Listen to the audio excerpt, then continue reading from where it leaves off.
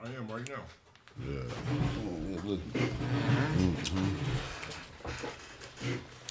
Oh, we up in there now.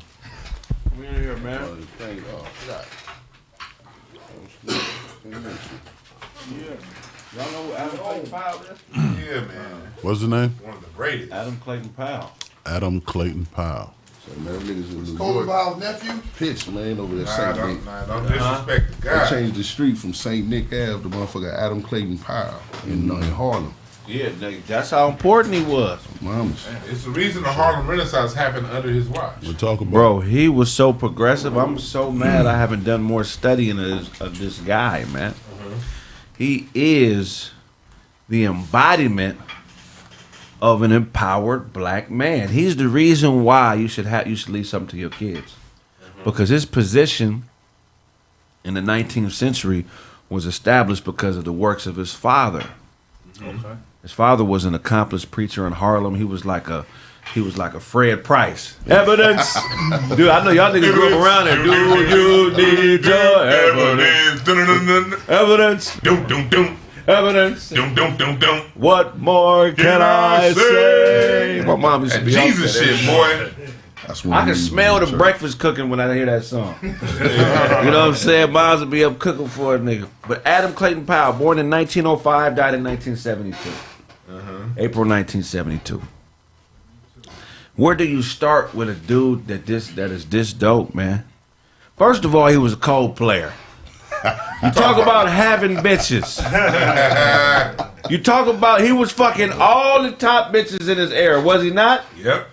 Josephine, well, I don't. He might have hit Josephine. He probably was hit. I don't know for sure, but he probably was hitting Josephine Baker, Billie Holiday. He probably was smashing all of them. Billie Holiday for sure. But he had to be smashing Billie. She was fine motherfucker. Well, we get it. He knocking bitches. Carry on. Knocking bitches. Get to the cool. What was he? A preacher? So his dad was a preacher. He became a preacher by default. He really was just a cold ass hustler.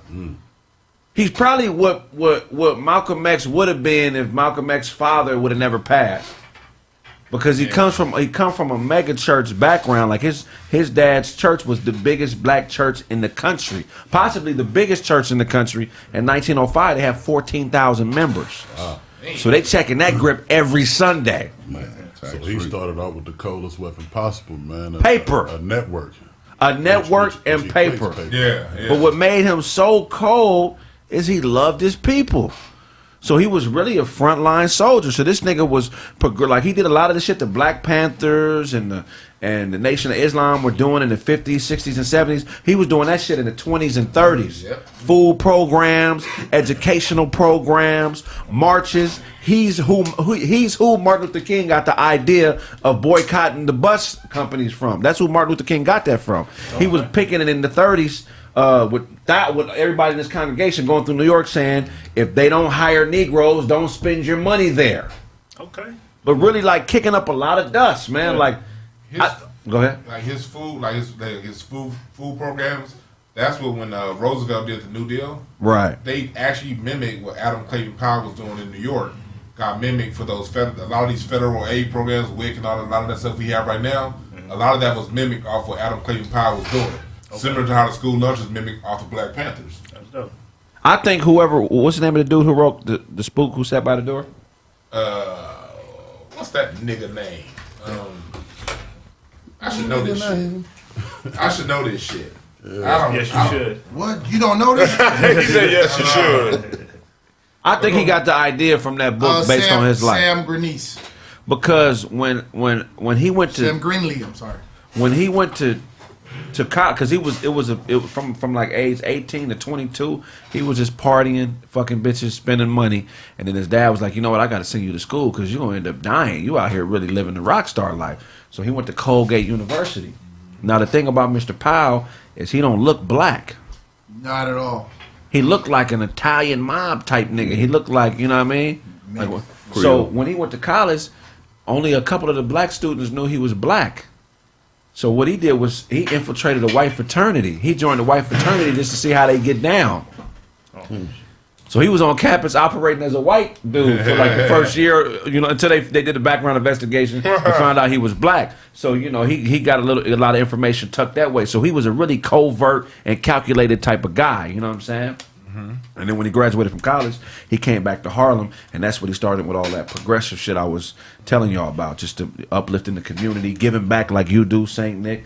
Like just doing a bunch of dope ass shit for the hood, you know what I'm saying? Mm-hmm. And he got himself into the position where he was the first black man that was elected as a representative in Congress, right? Mm-hmm. Yep. And he's going back to that discussion we had last week about having black representation. Adam Clayton Powell is always who I point to because he shows this is doing Jim Crow. This ain't now. This is like Jim Crow when lynching nigga was just the thing to do of the day. During that time, when he got the power, he said, I'm taking all these resources for my niggas. Fuck everybody else. Fuck what you think. Fuck how you feel. I know you don't like it. But I'm getting resources to Harlem. And that's the reason why, if you study the Harlem Renaissance in that era, a lot of that happened because of what he was doing in the face of them motherfuckers. If he did all that for his niggas, what about his bitches? Oh, man. Bitches don't take whatever we give them. Y'all niggas ain't shit. In that era, bitches had no rights. I don't know. His first wife was a bunny. Well, no. Well, he had 3 wives. Yep. First one was a bunny. But if you look at his life and you take every successful entertainer besides maybe a Jay-Z, his life is a microcosm of what it is to, like, how you make it. Like, coming from not necessarily obscurity, but I would say obscurity politically wise, and then making it, and then falling off at the end. Like, everything that happened to him happened to every entertainer, major black entertainer that made it and fell off. Mm-hmm. He had scandals with mistresses. You know what I'm saying? He was attacked by Congress. They tried, they tried to bury him because he was fighting for his people. Mm-hmm. He just had a lot of things that parallel people today. Mm-hmm. And as I was reading up on him and watching this documentary, I was just wondering how come there's no radical black politicians like this anymore? Because this nigga was in Congress kicking up dust, nigga. Like, he was doing all the shit that we thought Barack should have did. Mm-hmm. He was doing that shit at a time where he could have been lynched and murdered for it. Mm-hmm. And he was doing it with his chest out, nigga. Wasn't no docile. He was nigga yelling at them motherfuckers in Congress, nigga. Yeah. Like, it wasn't no docile punk shit. You know what I'm saying? Yeah. That's what it is. It don't happen. We don't have that now because since the 60s, black people have been trained to be puppets for the Democrat. And he was going hard on the Democrats. We was going hard on we were Republicans back then, but we weren't Republicans the way we are Democrats now. Like nowadays, if the Democrats say, "Okay, this nigga's good for you," we'd be like, "Representation matters, go for it." So, right, he was the first Republican elect. My apologies. Yeah, he was and so back then, you had people, and there were black politicians who didn't do much for the people, but in that era of Harlem, you had some of the highest consciousness in black history. You know what I mean? That's when jazz was really taking off, the swing era. You had Louis Armstrong. You had so many geniuses that was Langston Hughes. All that shit was going on during that time. So the consciousness of black America in New York, you couldn't bullshit nobody back then. You had to be the real deal. So the only way he could have represented his people at that point was if he was getting them something, because they would have got his ass out there and got someone else in if he wasn't. Right. They had to break up the consciousness in Harlem, and that's what. And then the old thing with black folks, scandals and shit. Right. That's nothing. But the people still stuck by him because after a variety of scandals, they still voted him back into office. But this is pre-RICO Act. Yeah. You know what I'm saying? The RICO Act was implemented just to attack the funds and the resources and the assets of black criminals that accumulate shit. You know what I'm saying? So before the RICO Act, they would attack us in a different way. So one of the ways that they attacked him is he was so progressive that Congress illegally had a vote to prevent him from coming back to Congress. He had to take it to the Supreme Court, and they viewed it as being unconstitutional, and then they gave him his seat back. But they did an illegal vote. It was like 307 to 105, you know what I'm saying? Because he was going hard on the Southern, the elected Southern representation, like super hard, calling them racist and just doing shit that I was unaware of, man. Y'all need to get up on Mr. Powell, man, for real. So one of the things that they did was they made it illegal for him to come back to his state so he couldn't preach to his congregation. 14,000 members. Motherfucker. They clipped him in his pocket. Said, "You can't come back to the state of New York. You're doing too much." That network, man. They try to fuck off his network. You know what I'm saying? Yeah. Instagram, he'd have been solid. You stupid. that wasn't just a girl. They shut down his account. Why hasn't there been another guy like this? Because they seen it all.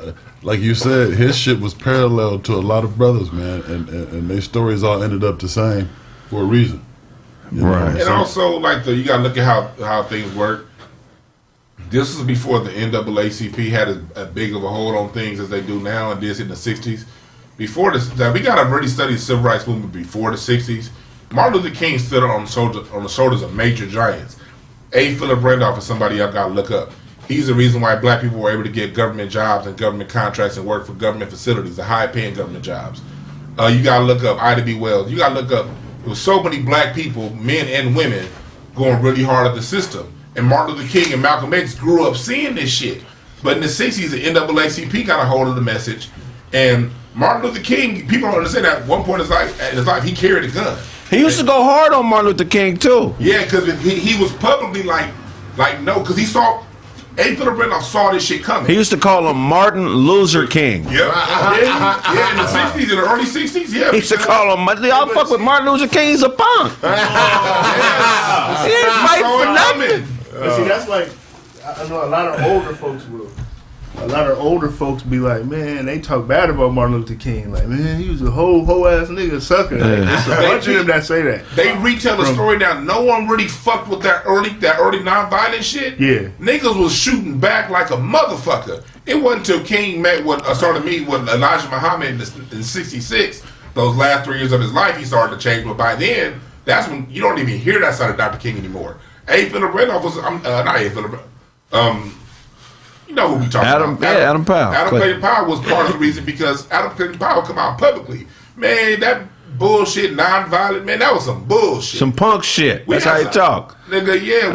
That's some female shit. That's some punk shit, man. Wow. Pull your dick up, my nigga, and let's get to cracking. That's the type of dude he was, bro. He wasn't scared of nothing, we bro. allowed the NAACP and these other people who I ain't gonna name because I ain't trying to get canceled, we allowed them to rewrite the story. And so now we get a whole depiction of how we got our rights as some old civil turn the other cheek, passive bullshit. And that's not how it happened. This bro, man, that's a black man right there. Look at it. Yeah. He black? Yeah. Man, it look like Sonny, nigga. That's Sonny. Had the same mustache. That nigga. mustache. I think the coolest thing he's doing so far is that he has Adam Powell. He has two sons by the same name. He has Adam Powell Jr. Adam Powell, the third. Get it right, nigga. The third and the fourth. Okay. The fourth is white and the third is black. So he has a black son and a white son with the same name, and they're both politicians. Well, the one that say white is black. Playing white Granddaddy right now. black, yeah. He learned that game Like from Pops. if that's why I like talking about these people to black people, because if we raise our children and knowing who these people are, our children can decide for themselves which direction to follow and which one not to. But when we let these other motherfuckers tell us our history, it's some whole other shit, and we get this passive nonsense we've been dealing with the last 30 years. Right. This shit's acceptable now. This shit wasn't acceptable 100 years ago when he was living. Right, but you know the main thing. Well, there's a lot of different morals I took from his life. We're not gonna go into all details, but him having that paper was the cornerstone. He was able to do what he was able to do because the community rallied around his father at that church, pulled the resources, and put him in a position where he was capable of speaking freely and not really having to worry about sponsorships or what motherfuckers thought about him. He was really speaking what he really fucking felt. It wasn't no hidden agendas or no shit like that. You know what I'm saying? Your turn, Creflo Dollar. Go ahead. Yeah, that nigga ain't never gonna do that, man. That nigga ain't never gonna do that. But he did something that a lot of niggas need to learn. A lot of square niggas. When they want to do something great in life and they got a broad that ain't following the program, every time he made a new big move, he got rid of his old bitch.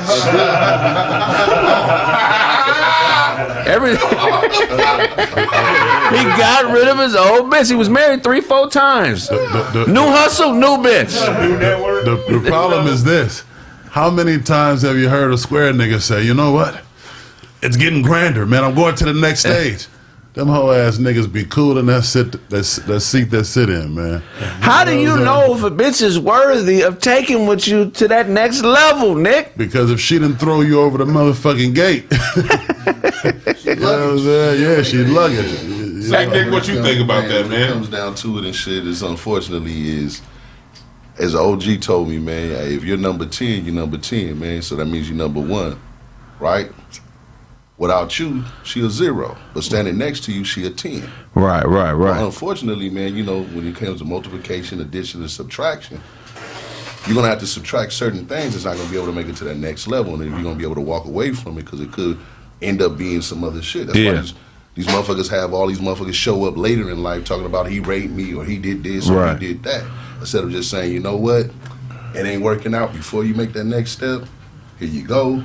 And go on about your businesses. Yeah. Once a woman's done, she done. It is what it is. Yeah, because he was, every time he made a big announcement, something monumental, it was another bitch standing next to him. and he was marrying the bitches. So keep talking, man. I was learning for a minute, man. I'm sitting back like, okay. I'm like, holy shit. This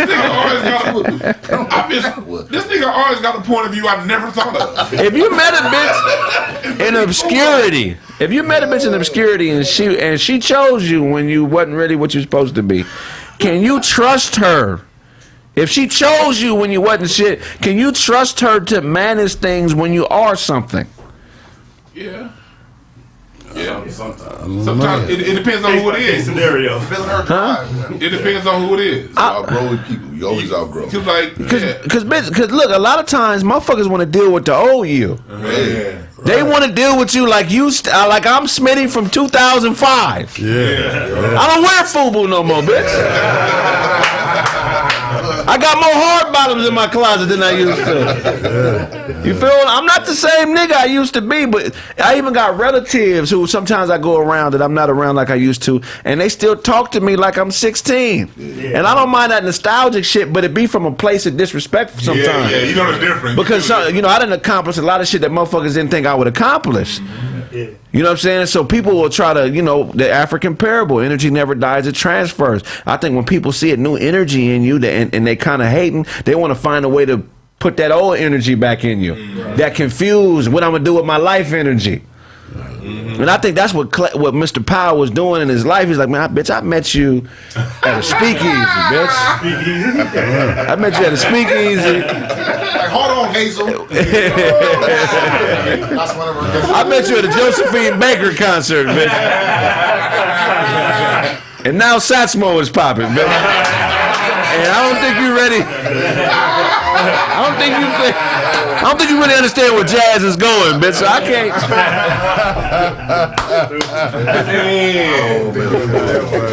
I don't think you understand. It ain't the same though. Niggas is playing baseball now, bitch. Take it off. We was in the kitchen when I met you, but now Jackie Robinson is playing baseball now, bitch. I need a new bitch. We ain't swing that Well, I think it's two answers to your question. I see two answers to it, and this all comes down to studying and knowing who you with. Because it is some people you got when you was at a low level in your life, you was at a low vibration. That's where y'all met, and they want to, and then you starting to change your consciousness. You want to level up, but every time you talk to them, they bring you back down. Mm-hmm. If it's like that, leave, because aging isn't optional, maturity is. We all age, but maturity is optional. Versus the other end, you may come across a woman who knew who you were the whole time before you did. You know what I mean? That's what you don't want to leave her like. I look at it like my wife. I was dead goddamn broke when I got my wife. Right. I remember I was like, I didn't make nearly the money I made just a year ago, but she saw something in me. It didn't matter where I was. She saw where I was going. Right. But then, so now I'm at that level. She's able to come in and do things for me now that I couldn't imagine. I can't pay for what she can give me now. Right. You know what I mean? But that's someone who had a vision, who saw something. You know what I mean? Right. Most women ain't like that. If you're lucky, if you got a woman that's always trying to push you further, you might need to stay with her. Yeah. But if she's over here trying to bring you back to where you was in 2016, leave her alone and let her reaction to your good news determine how if you keep her or lose her. Man, that's a good one right there. Man, I got a question to that then. Yeah. You know, I seen I'm doing some of the fast. A lot of black women, or not even gonna say black women, a lot of women get mad when black brothers fuck with white girls. Right? Bunny. He really wanted to say booties. He was like, bunnies? But how could you get mad if that same white girl was with that brother when he didn't have shit? You can't get mad. You can't. That's why, like, I don't. When it comes to it's a complicated thing. When I look at it on different levels. Like I was asked when I was on Fox, so can someone lead you if they interracially married? I said probably not, but there are exceptions. But when it comes down to general relationships, look, man, when it comes to energy, when it comes to somebody being down for you, can't no other man tell another man who the right woman is for him. Right. Like you can't get into like, man, you can't be so goddamn pro-black to where you can't respect what somebody else's trials and tribulations. You know what I mean? He may have had a whole bunch of ancient chicks from his neighborhood, move somewhere else, get with it. I've seen that happen. I have a homeboy that moved and got with a white chick, and she down for him. I ain't never questioned their marriage. Where we come from is down. So you gotta go who down for you, man. But where we come from, here's the thing, man. We gonna keep it 100, man. A lot of women that look like us weren't taught how to properly assess value. Ooh. They weren't. They don't know what value is. They think that value is what could pay them. Yeah. You know what I'm saying? And that's why you got a lot of women that's 40 with little ass dogs and 2-3 baby daddies. Yeah. Now they fucking on a bitch that look like a nigga. Mm-hmm. You know, you got confusion because they think they don't understand value. They don't know how to be a part of something that's bigger than themselves, which is why they think that it's okay to tell a nigga, come back when you get your shit together. It's like, nah, bitch, when I get my shit together, whatever bitch was helping me get my shit together, that's what I'm fucking with, bitch. I'm not walking nothing back to you, bitch. What type of nigga you this? What? Like, are you fucking crazy? That's real talk. My wife and I had that conversation all the time because we see people that we know, they get in good relationships, but the relationship never goes into marriage. Like I look at the stuff my wife's dad taught her, some of the stuff some of the game that she be telling me he put in her, I'd be like, oh, now I see why you was able to see something. You know what I mean? But she got game. Most of these women, they dudes raise a little princess. Man, you better tell that girl about what's happening, about how these niggas act, and what to look for in a man, especially. And plus, you can only tell it if you live it. You can't be living a bum ass life and trying to preach to her. If you got your daughter around, you got to live respectable and then explain it to her. Yeah. Because if she didn't get that, she gonna miss it. She gonna think a good nigga is doing this and doing that and not who he is. You're a bum bitch if you spend money on ass and titties and you ain't got no education. Yeah. You're a bum bitch. Mm-hmm. You not that don't mean you're a bad bitch, but that just means you're not good at being a good bitch. Yeah. Now, if you want to go into the sex, if you say it again. I'm just saying, I don't mean you're a bad bitch. You're just not good at being a good bitch. If you purchase things to enhance your sexual profile, then you need to be a sex worker. They are. You know, but they don't view themselves. They think that they just regular, everyday, good. I mean, nah. You need to be. If you spent $10,000 on your ass and titties, and you have a GED, you need to be a sex worker. You've invested. You've furthered your attractiveness to attract people that want to fuck you. Not people that want to fuck with you, but niggas that just want to fuck you. I have a question. Because as far as sex work, with the woman who just finding dudes that she can that'll trick off on her, is that a way of being a sex worker? It's nothing wrong with that. Okay.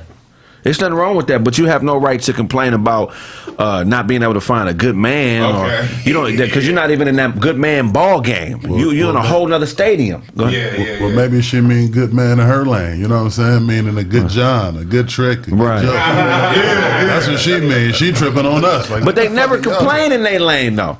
Yeah, they never say the niggas that buy pussy from me ain't shit. They say all niggas ain't shit. Yeah, because to them, in their life, all niggas buy pussy. I never saw that. And they line of business, all niggas buy pussy. So when they say all niggas ain't shit, that's what they mean. Complain about customers, bitch. Do a customer. Nigga, she is. Everybody's a customer to her. Some of the hottest bitches, man, is some of the biggest hoes. And ain't nothing wrong with it. Ain't nothing wrong with it. Ain't nothing wrong with that, man. There's a whole, but this is the thing though. To sit back and analyze and shit like that, man. You feel me? Hoes make motherfucker good marriages Straight up. because every time that female turn around, wife, girlfriend, or whatever, don't want to suck his dick, don't want to do whatever the fuck, it's somebody that wants to for a small nominal, can't even get the word out. Nominal fee. Nominal fee, yeah. So You when take care of it, go on back. off top, he gonna go home and he gonna be happy and watch TV and probably wash the dishes and every fucking thing. So Right. it's just a 360 degree. Why you in such a good mood? It's a Let me see you, baby.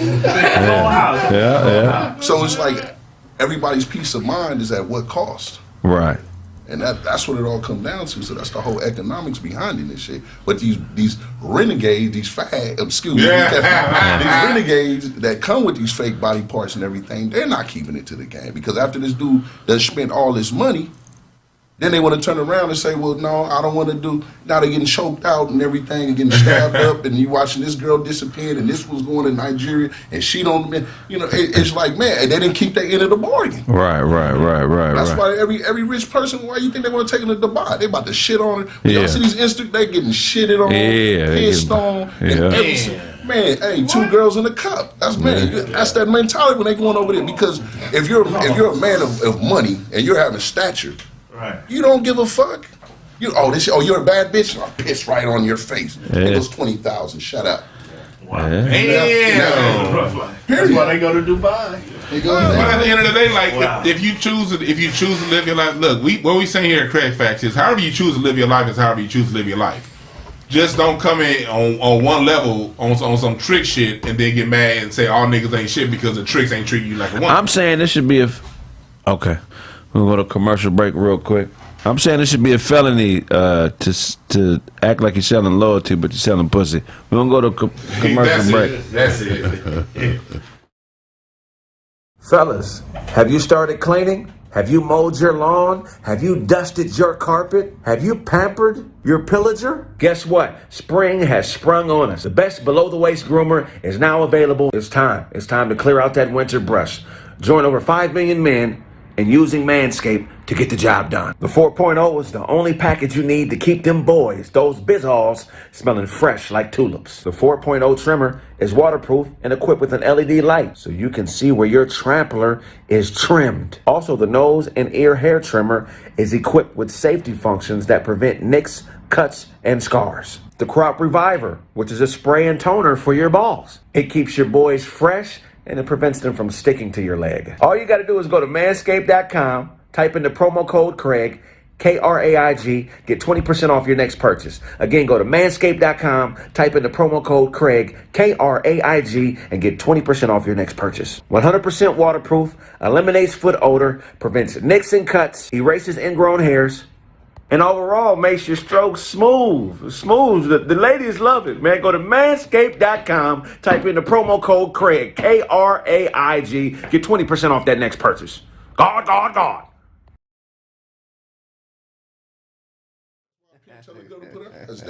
Sonny's staring hoes in the eye. We're back. Sonny been losing hoes for a long time. Generally see it in their eyes. You're cool on me, aren't you? What I do? Sonny Clayton Powell back there. But yeah, I mean, I said this a long time ago. There needs to be an endorsement on a driver's license. Like when you have a truck driver's license, or when you have a driver's license that says truck driver, or I got a hazmat endorsement. They need a whole endorsement on a driver's license. You know what I'm saying? And if you in a transaction, I feel like it's the godly thing to do to let somebody know. Because a lot of people don't have the glasses like Blaze to be able to see.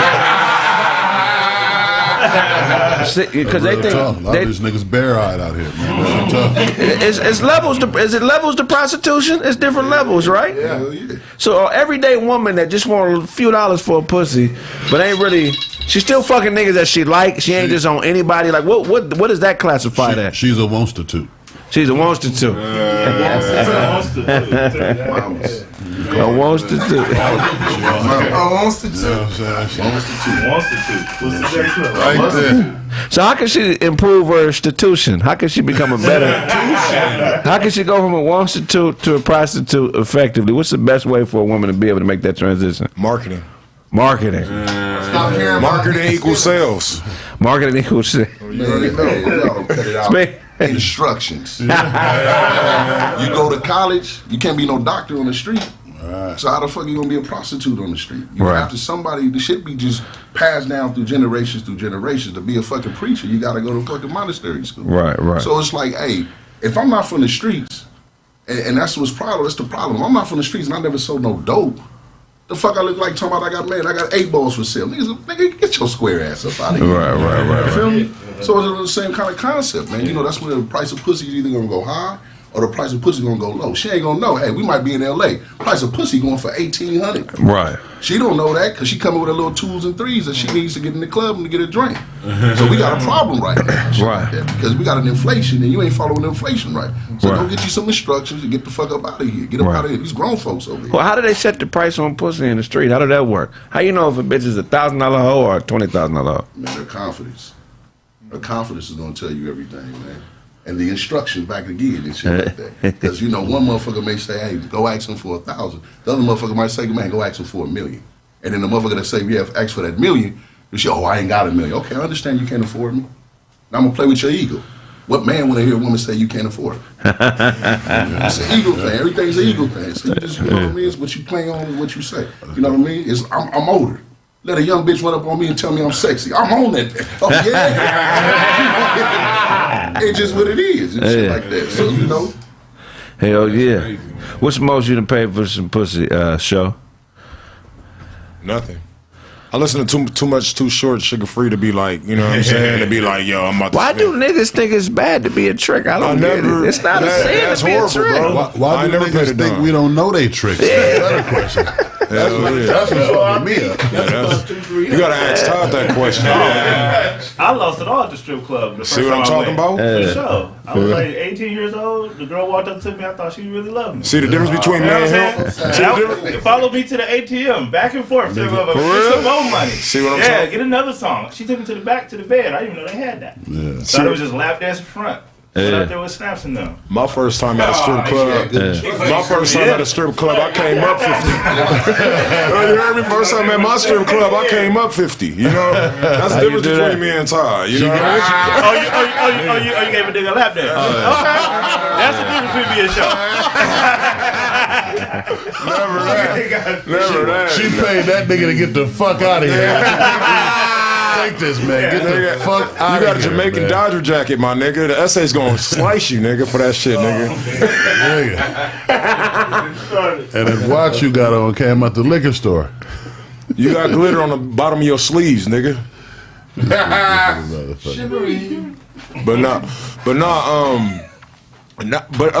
Like you was talking about ego. Like, you know what I'm saying? I even feel like when niggas is in a strip club, they don't do it for the bitches, they do it for the niggas. I feel like it's like a stunt contest, like how much can you spend type shit. You know what I'm saying? They be stunting. Yeah, they stunt. Like Cats, they did it on bottle service in the club. You see that all the time. You know, cats. That's how Suge Knight got knocked out All-Star Weekend. He was going back and forth with Akon's people. They was ordering bottles back and forth. Ego got involved. Words got exchanged. The next thing you know, the W in Scottsdale, cat. Oh yeah. We had the parties over. Oh yeah, you was there. I was Huh? there. I was 10 feet from when it happened, but it started over a pissing contest over bottles. I got Ace of Spades. I got 2 bottles of Ace of Spades. Okay, you bring me 4 bottles of Ace of Spades. that shit, right. And we talking this back on a bottle of Ace of Spades. I think they're like 5,500 each. What? So the party's over and everybody got to leave. And Can you recover from being a hoe? Is that a disease you can recover from? Like if a woman's been full-fledged out there, can she recover and become a regular woman again? You ain't never been to church?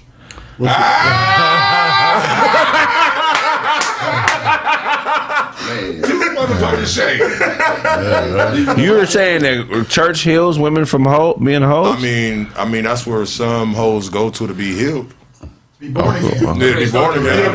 I've never met a healed hoe. I've never met a healed hoe. You mean that holiness can't be deleted? That's Unless they got a brain transplant. How would you know if she was a hoe if she's born again? Like if she doesn't show any signs that she was on her days, you have no evidence. How would you know that she was a hoe? You never dated a woman at a church? I'm just saying I know people who have been hoes. Like I knew them before and I saw them change. I'm just saying, what if you met a girl who just changed? Change clothes? Yeah. Well, see, the thing about it, it's an occupation. Motherfuckers don't look at it like that. It's an occupation. That's all it is. Depending on the level of her mind of thinking and her instructions, some people gonna say it's a lifestyle. Some people, oh yeah, this is the game. How the fuck is it the game? This is real life. It's not the game. Right. What's the fuck? It depends on the individual and what he chooses to have that person go towards. Right. Many of your nurses, many of your real estate agents are old hoes. Yeah.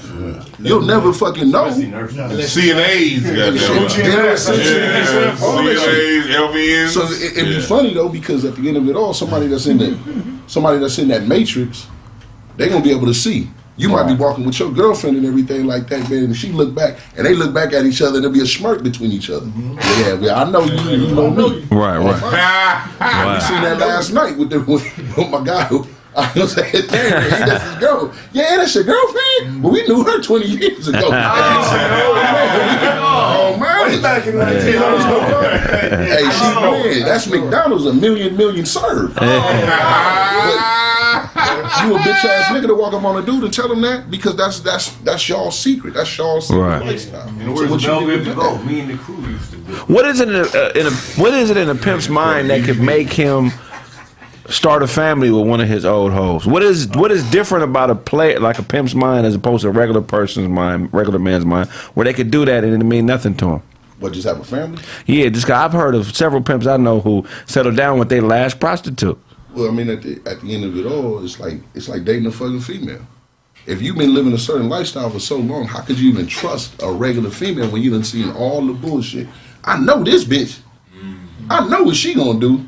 She gonna do whatever I asked her to do, because she believed in me from the beginning. So she believed in me from the beginning when I was telling her, hey, yeah, we're gonna one day have a house. Yeah, we're gonna have this car. Yeah, we're gonna have these businesses. Yeah, we're gonna have these dreams. Then she earned that to have a kid. Who else you want to live with? Who else you want to get rich? She know everything about you. How your clothes go, how your shoes, when you've been off fucking off, when you done bought a new, she know everything about you. So you already got a common ground. You already married, right, in a sense, because you so married to that lifestyle. Everything else is, man, you don't know what the fuck is going on. So you saying a pimp could trust a regular hoe that he know better than a everyday regular woman? A regular man, not just that. As the old saying goes, rather if niggas is calling themselves duns, homies, blood, crib, he gonna trust all, man. Come on, I know what she gonna do. She's a soldier. Right. She go, man, anyway, she go out and risk her life every motherfucking day. She might not never come back. It's somebody's mom, daughter, sister, auntie.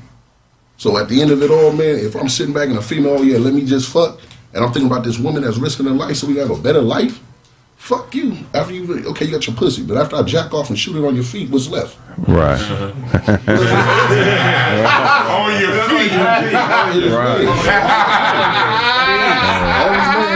Only man put the value on pussy. It's only man. Right. You know what I mean? Shit, we wear Gucci, we wear diamonds, we wear all that. We don't wear it for us. You don't give a fuck, man, you got diamonds on. I don't give a fuck you got diamonds on. But it's some female right now. Look, your baby mama seeing me right now. I've been waiting to get on here for somebody baby mama to see me. But nah, it's the lifestyle you choose, man. And then, right, when you go into it, it's like, don't look at it in the mindset of that's what you want to do the rest of your life, man. If your daughter decides to go, you gonna tell her no? I'm gonna tell her how the situation goes and explain to her what it is that she's stepping her life into.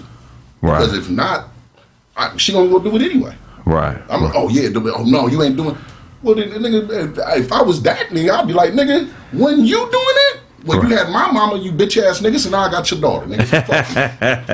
And what can you say? It's just what you reap is what you sow. You put the time in, you know what I'm saying? And one thing, man, that I learned, man, you know what I mean, even with kids, the way that you spell, man, the way that you spell love with kids is, man, Time. Right. So if you putting your time in, man, you know what I'm saying, and it is what it is. But your kids is watching. Your kids watching everything. They watching if daddy having more than one girlfriend. Yep. Kids watching. Your daughter's watching, man, if it's more than one girls, and vice versa. If you just a regular female, and you every four or 2 years you changing up a different dude. Right. Everybody's watching and stuff like that, and then unfortunately they get stuck with that. So they find their value in a man and what a man tells them. Right. You know, rather if it's daddy issues, rather if it's just you're a smart individual and you know what to do with money. Tyler, how you teach value to your daughter? How you teach her to value herself?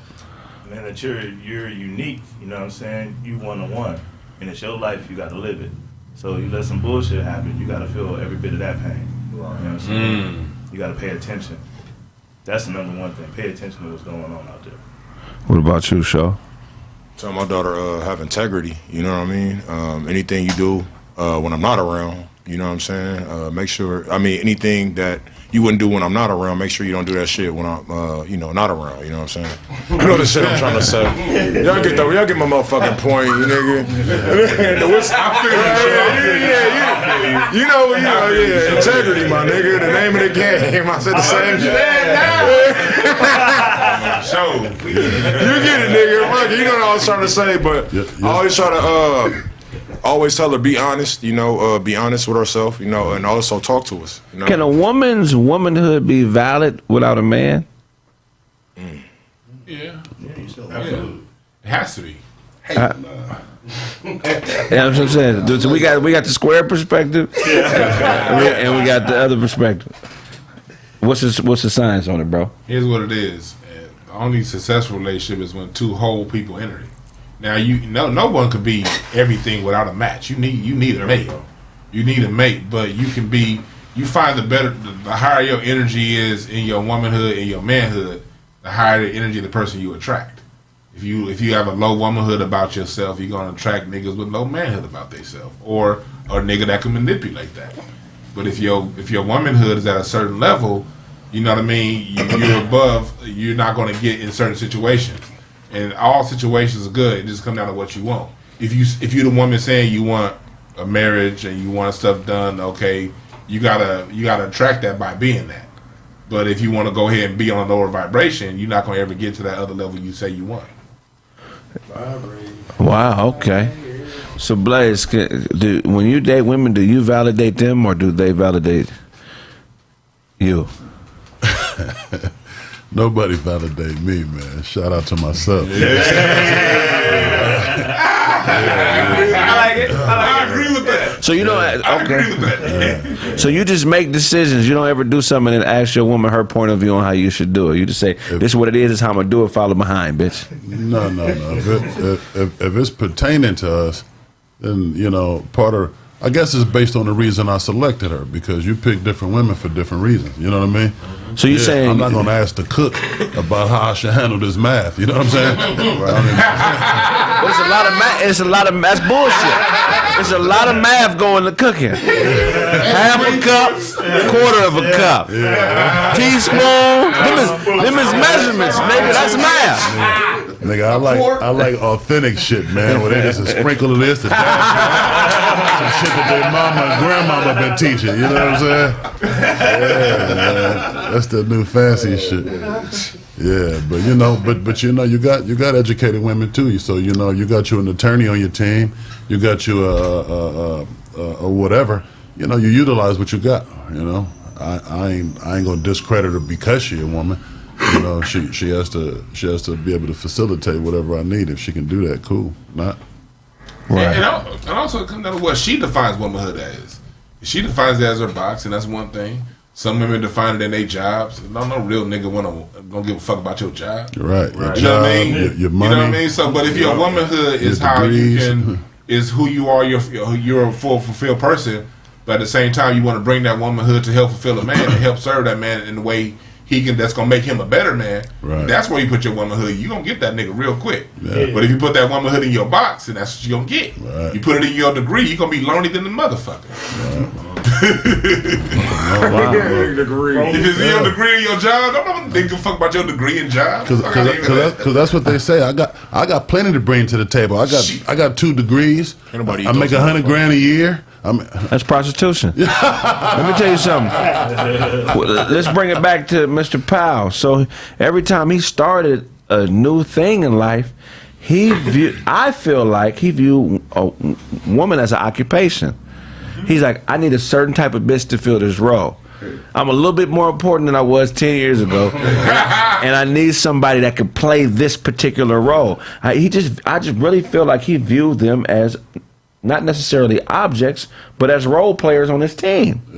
That's a completely different psychology than someone that's looking for a soulmate.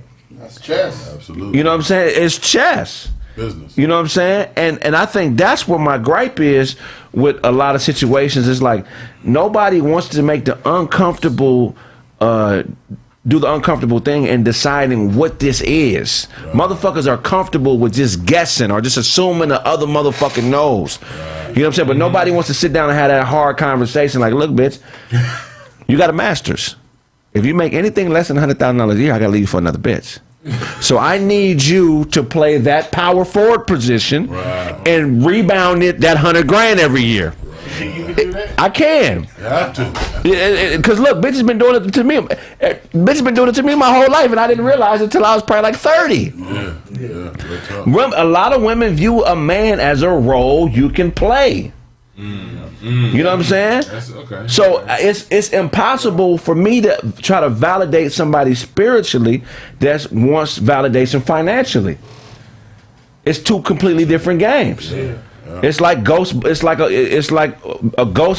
versus motherfucking being a football player. You know what I'm saying? Both look like fun, exciting occupation, but one thing is fighting spiritual war, one thing is spiritual warfare, and the other thing is economic. You know what I'm saying? So how do you distinguish between a motherfucker that's trying to fight a spiritual fight with you, which is super rare, and a motherfucker that's getting in the trenches and wanting to fight a physical fight with you? Meaning, building a foundation, building a home on that foundation. You know what I'm saying? Investing in mutual funds, annuities, 401k. Like, how do you distinguish between it? I think a lot of the shit that's going on with couples is motherfuckers is fighting two different fights, and nobody wants to have that conversation. It has to be established in the beginning. Beyonce and Jay-Z seem to be fighting the same fight. Their whole situation is economically and it's advantageous to both of them. Yeah, chestnut. And I'm sure they have their own understanding that the rest of us wouldn't understand. You know what I mean? But you could tell when they got together, it raised the profile of both of them, and they both found a way to level up off of that. So when women are talking about relationship goals, you need to be asking yourself, what am I bringing to the table to this man that's going to help him be the Jay-Z? Yeah. Or are you going to be the chick that's bringing him down? Right. And taking him off his square. A lot of these chicks say they want that relationship goals, but they getting niggas when he doing what he do, she nick, and you actually bringing the nigga down. Right. Study Beyonce and what she's doing and how, and study their relationship if that's what you want, because what I see is two people who are using each other for a greater goal. Now look at Cube. I don't know Cube, but his relationship seems to be more spiritual. His woman is out of the public. Cube is doing what he do. He provides for his family. He's providing opportunity for his wife and his children. But they don't seem to be on the same path. She seems to be more comfortable with playing the spiritual role. Go ahead. I look at to me, Cube's relationship with Kim is the best example of it, because actually she's his manager. That was him on that song. I got a beat from Kim and she can fuck all night. He ended up marrying her. Right. But Kim is she. When I've heard, he don't interview much about it, but I saw an interview a long time ago where he talked about how she does a lot of the behind the scenes stuff, right? Business wise, she's his eyes and ears, and she sees what's going down. She that pit bull for him. You know what I mean? That she like your wife is the one that when you around some weird ass niggas, she could pick up that energy before you. Yeah, well, I'm gonna tell you, and the big homie Nick made a great point, and I'm gonna just say it. I believe the relationship between a down ass prostitute and her pimp is more spiritual than the regular husband and wife relationship. Because he said something that's key. In a regular square relationship, most niggas are willing to die for their broad. But in the pimp hoe relationship, the broad is willing to die for the nigga. And that's a powerful ass dynamic if you really sit and break it down. You know what I'm saying? And so I think we need to come up with a new relationship complex. I don't know what it is. I like that. I agree with that. Make Holland look fun to the bitches. Look fun. I'll pick you up. They tired of making this a y'all. Come on, Blaze. You got the tools. You got the tools. I'm with you, Craig. It needs to be a new paradigm. Hey, we got to come up with something different, man. It got to be a way. Look, you got to know that shit that y'all was raised in church learning. That's some bullshit. They was calling you Birdman, Nick. Everybody call this nigga that. I posted the nigga. Him to him. You saw that foot. Yeah, we're finna do it. No, they call my man here James Harris. He was calling James Harrison. Hey, Nick. The best relationship is between a gay man and a stud because they both economically friendly. Just cracking up like, yeah, who's slapping who in that situation? Sounds like Kraig Facts. Hey, Nick, go on and introduce yourself to the world, man. Oh, man, shit. Man, what's going on, man? Hey, I'm Saint Nick the Great. You feel me, man? I'm out here, man. You know, got my own little thing, man. I've been watching. Actually, let me rephrase that. I was sitting back watching these brothers, and then came up with my own thing, man. I'm like, shit, I like these brothers. They're intelligent, man. They giving game. They coming with different points and everything like that, man. We need something, man. You know, something different like that, man. You feel me? So, man, I started my own podcast. It's called The Spot. Soto on the spot at the spot. I've tapped in with each one of these brothers, man. You'll see them come up on the thing, man. And we just talking, man, intelligent talk amongst brothers and everything from a different outlook, just from a street outlook, and giving off intelligence that you don't really get to see projected. Like as we're sitting, like each one of these brothers, and I swear to God, man, not no fake shit and nothing. Each one of these brothers is intelligent in their own right, whether if they're funny, writers, do their own thing. So when you sit back and you get to analyze, unfortunately, we don't get to see all that.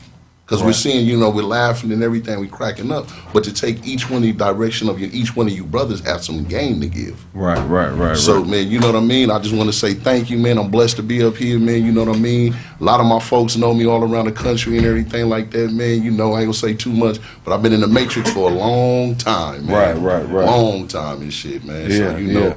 But again, man, I just want to give a shout out, man, to the Kraig Facts family and everything for embracing me, showing me love, man. We've been out here, man, and, you know, I see great billion-dollar deals getting ready to be done and stuff like that. Oh, we on our way, man. Mamas, man, for real.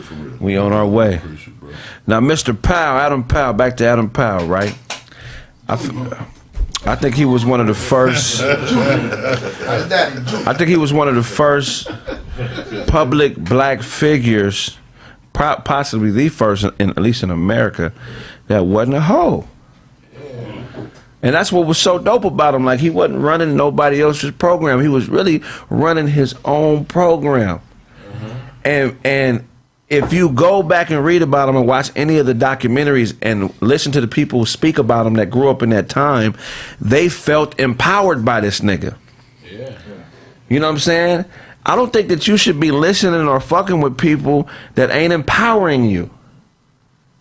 You feel what I'm saying? I agree with that. Yeah, just please go back, because I would love to. I wish all y'all knew more about this nigga so we could have a more solid conversation about this nigga. But he empowered people, man. How do you know if you have the ability to empower people? Like, how can a young man or woman recognize that they have that ability? You can feel it. Some people just. You can feel that you have that empowering power. Like, I like to empower people. If you talk to me on the phone, you already know I'm trying to juice the situation. Like, oh man, that sounds good, man. Do that. You know what I'm saying? Because I can feel it. So, you know, you should hang around people that empower you. Like, that's crazy to not do that. If you think about it, you got 24 hours a day, you're going to spend some of that time talking to somebody that's going to break you down. But there's a difference between a motherfucker being positive, because there's certain people that just know what to say. Man, you a good man. Some niggas will tell you bullshit like that headband is dope, brother. It's unique. Just do your thing. So some niggas will be like, man, keep them 3D glasses from Batman. They keep them. Hey, what did you have the other day? You posted, Craig. You said that motherfucker just a narcissist will get in the car with you and say that the reason you gave me a ride is because you need somebody to talk to. Yeah. But I think, Craig, it comes down to intent. It's a lot of fake ass people out here these days, and I don't like fake people. You can see a fake person come around and be like, "You can do it." It gotta come when it comes down to how do you know if you're empowering somebody? If you have the intention of empowering people and you say what comes through and you speak through your heart, and your intent is to empower, they're gonna receive it as that. Definition of empowerment: the process of becoming stronger and more confident, especially in controlling one's life and claiming one's rights. Most of the time, the people, they'll tell you. I mean, those you empower, they'll come and tell you, like, oh, you've inspired me, or they'll get back to you. That's but people don't. Yeah, but that's what it is right there. It ain't nobody gives a fuck about your intent. You know what I'm saying? Yeah. If your target is not receiving that the way you think you're delivering it, that's the bottom line. You know what I'm saying? But here's what it comes down to when it comes to target. Who's your target? Whoever you're trying to empower. You don't just run around and just randomly say something empowering to somebody who didn't ask for it. What I'm saying is this. When it comes to empowering, sometimes you feel it in your heart that you got to say something to somebody at that moment, and you genuinely mean it. Even that's empowering. But oftentimes to the person that's receiving it because you felt it. But the problem is people come in, they just want to say something that sounds inspiring. Something like the people at church. You walk past them, they just quote a scripture. No, that don't mean that's not shit. empowering. That's not empowering. Empowering is showing you the motherfucking way. Right. But niggas don't get that because the ego tells you that what I see in my head is the way it is, and that ain't how this shit work. If a motherfucker allow you in their space and they allow that spiritual and energy interaction, and then they do things and allow you to see it, that's empowering. Yeah. But niggas take that type of shit for granted because they want niggas to do shit for them. Good point. That's facts as hell. I still think you got it fucked up. Shit. That's not empowerment. Empowerment is empowerment. So just because you got intent to lift this motherfucker up, that don't mean shit if he don't receive it like that. So I'm not saying who right or wrong. You like you said, you let a motherfucker in your space, you give him the game. Maybe like you said, he wants you to do it for him. Whatever. We know that's weak shit, but you can't say you empowered him because he walked away saying, "Fuck this nigga." But I'm not. But here's the thing, though. That's what I'm saying. That's why game is so important. Look, ain't no nigga with the game gonna overpower you to empower you. Exactly. I'm not gonna pick you up and body slam you and put my finger in your forehead and say, "Nigga, this is the way." Nah, I'm not doing that for no nigga because it's never been done for me. But if I'm showing you physically what it is, and you can't get it, you just gonna get left in the dust. And that's gonna be your motherfucking fault. You have to be humble enough to realize that my way ain't working. Because every real nigga at one point who was failing had to realize, oh, my shit ain't working. No, that's real. My shit ain't working. So, for instance, like, what I hate, too, is when people take it for granted or when you feel like you're wasting your time. To tell a motherfucker. Like, you could tell a motherfucker a million times to do, listen. It just means you're not empowering. If a nigga feel like you wasting his time, you are not empowering. No. Like, some people you will tell, like, you be telling your closest homeboy, man, I'm going through problems, I'm like, oh, you need to get paper, let me show you how to do it. Then you'll meet a stranger that you ain't never met before. This motherfucker pick up the game like that. You know what I mean? Some motherfuckers just take it for empowering. Some motherfuckers just stubborn. You know what I'm saying? Like you said, they just stuck in their head. Once their ego telling them that they better than you. So once you get around a certain type of motherfucker that ain't ready to elevate, they've already decided on you. Some motherfuckers is only coming around you because they feel like they could beat you at what you're doing. You feel what I'm saying? Exactly. But that's a motherfucker you can't empower.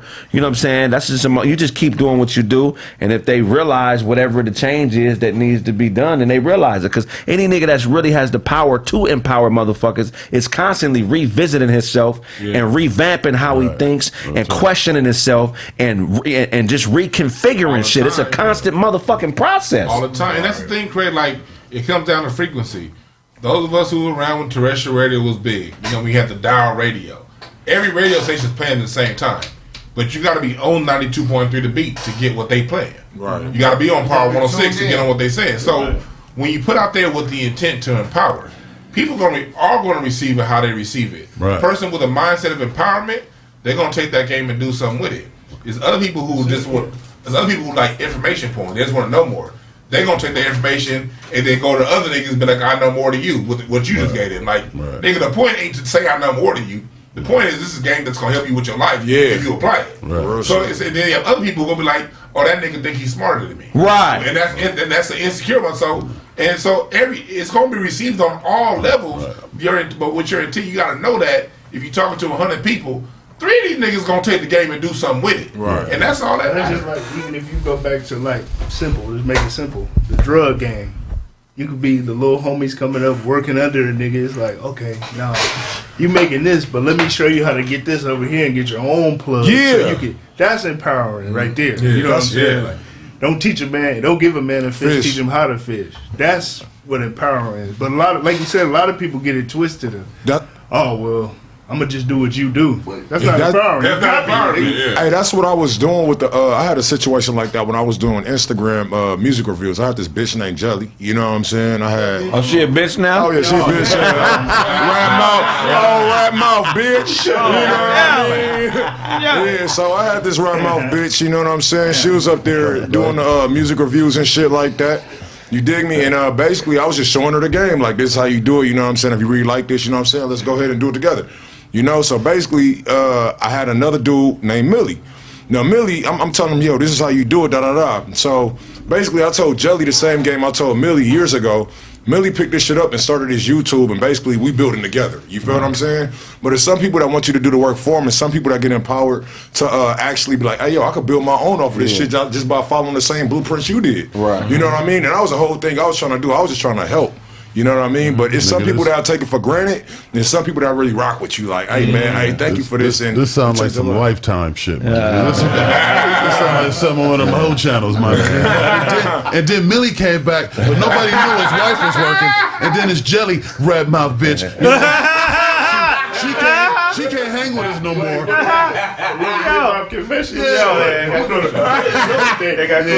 I tried to help her. She didn't want my empowerment, right? So I empowered the other dude, and the dude took my empowerment. He became powerful. Man. Jelly to the right, jelly to the left. But that's why. The next question to Blaze's example, where he was like, it wouldn't be empowering if somebody was like, yo, I like that bullshit headband. When I wore the headband, I put that shit on and drove out here. You know what I'm saying? So I already know that it's a. He didn't let that go. No, I did. Shout out to the headband. Shout out to I'm out there station. I know y'all out there. But you gotta be ready to be empowered. Somebody can say stuff to you. You receive messages all the time. You need to know how to take what's coming to you and turn that shit into empowerment. No, hey, go ahead, Nick. It's an old one. Say, man, you can't empower a lot of people. Yeah, that shit will get you killed.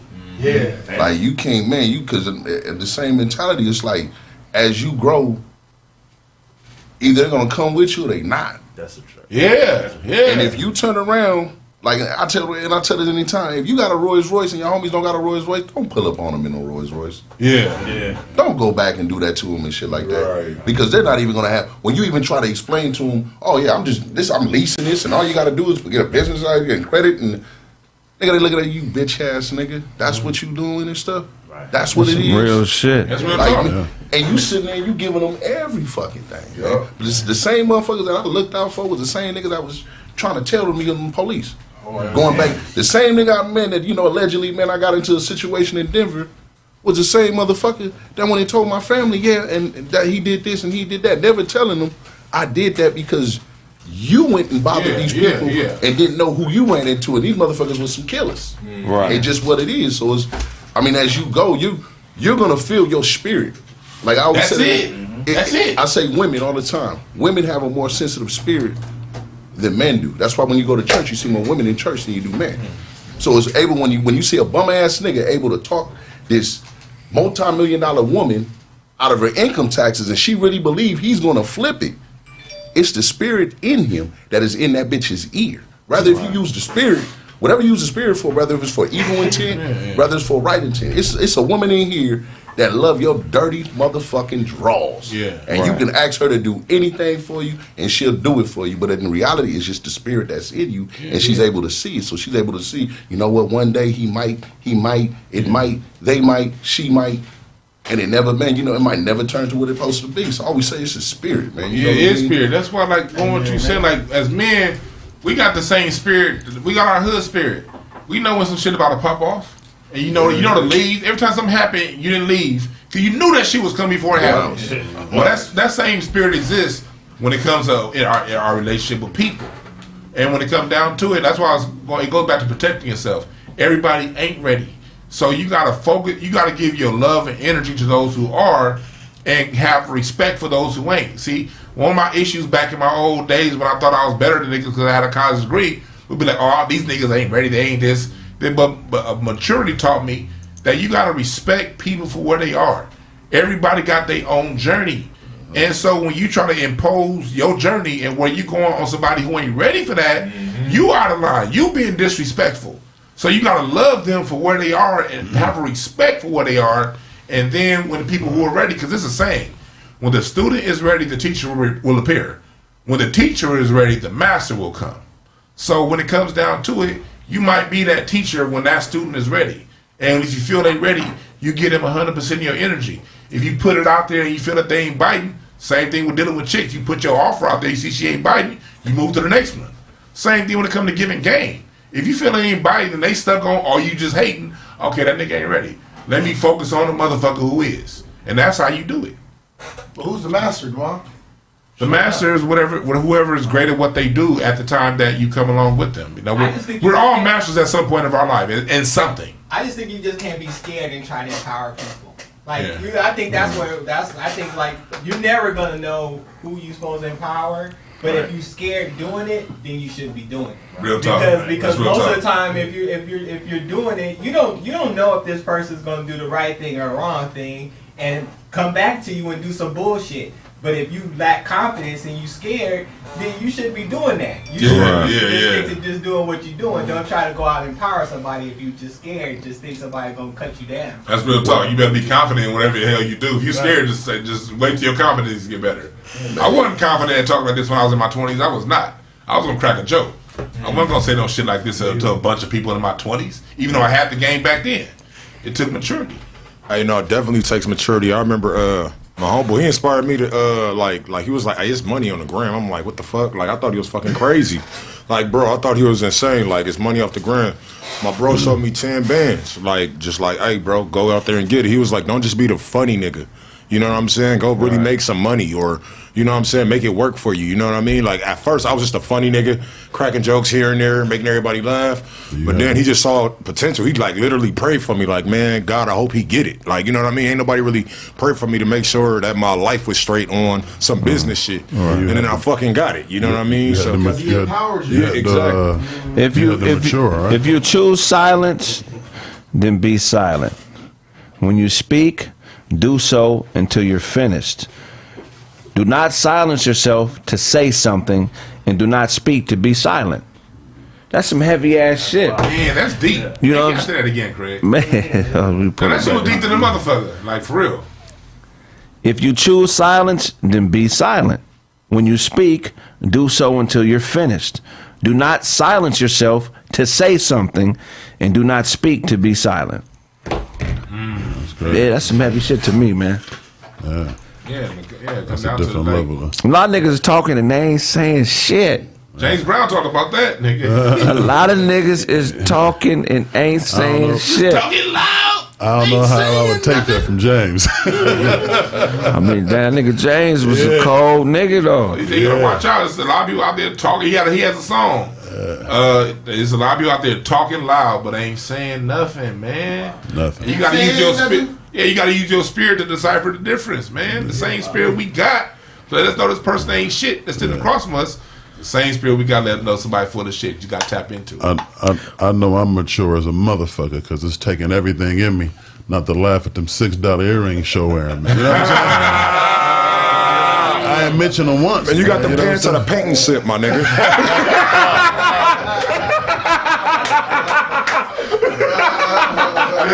He's waiting on that one. That nigga brains looking like Hotep Dodger. That's some funny shit. You got them pants from Michaels, my nigga. Hey, I just want to say, man, hey, I'm proud of my nigga Kraig, man. You know, the show is doing well. He got his activist beard now. I'm proud of you, man. That beanie rolled down into a ski mask. That nigga Adam Powell was the first black man I seen publicly speaking to be heard, you know what I'm saying? Or what does it say? And do not speak to be silent, you know what I'm saying? I think that's why that nigga struck me when I was watching the shit this morning, man. Please go watch this nigga, man, because it's a lot of niggas. Documentary. Just look up Adam Powell documentaries on YouTube. Okay. Please. Adam Clayton Powell. Adam Clayton Powell Jr. You got people look up Adam Clayton Powell Jr. Look up A. Philip Randolph. Look up Paul Robeson. If you want to know what an actor. Paul ain't fucking with him though. Paul Robeson was cold. I'm saying he ain't fucking with it. No, he isn't. I think he don't get the love because he light skinned like me. I think you got to be dark and ugly to be for your people. No, but most people like what I'm saying. They think you got to be dark and gaudy looking and gremlin like. Here's the reason why I like Kraig was. I want to be specific. I named those 3 names for a specific reason. If you want to look at somebody who organizes black people and for the greater good of black people, you got to look at Booker T. Washington and A. Philip Randolph. Even though they had their own differences, They differ on how to make us better as a people. These books and movies.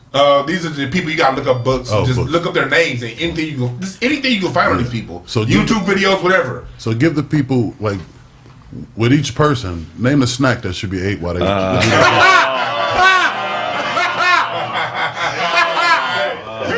Blaze on his bullshit today.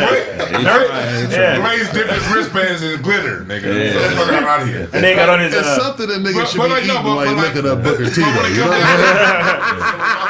It's got to be something, man. You got Cracker Jacks. Cracker Jacks. Then this is Martin Luther King. What's that? Pork skins. Pork skin. This nigga. But like A. Philip Randolph when it comes to, and Booker T. Washington when it comes to that. When it comes to your sports athletes, when we judge athletes, we judge them and entertainers. You judge them next to Paul Robeson, because if they ain't doing what Paul Robeson was doing, they ain't doing shit. Do we drink? As far as entertainers go, I see Blaze is over right now. Yeah. He got on his nerf for nothing glasses. That motherfucker got that Black History Month on the thing. He got something to say. Bro, so you putting Paul Robeson over I'm not Muhammad Ali? I feel like is what athletes should judge themselves against. Muhammad Ali learned from Paul Robeson. What I'm saying is this: Paul Robeson is somebody that he's not talking about for a reason. And then when it comes down to it, I'm saying use them all. But we all know about Muhammad Ali, but we don't know about Paul Robeson. We don't know. We know about Jesse Jackson, but we don't know about what's his name, Adam Clayton Powell. Right. So when it comes to your politicians, you judge them next to Adam Clayton Powell. If you come to your athletes, you judge them next to Paul Robeson. And when it comes to your glasses, you don't wear the fuck Blaze got on. You don't wear that shit. Please don't. I think Kraig really believes Adam Clayton Powell Jr. was his great uncle. No, he the I put him over MLK. Look what he wearing. Look what Kraig wearing and look at Adam.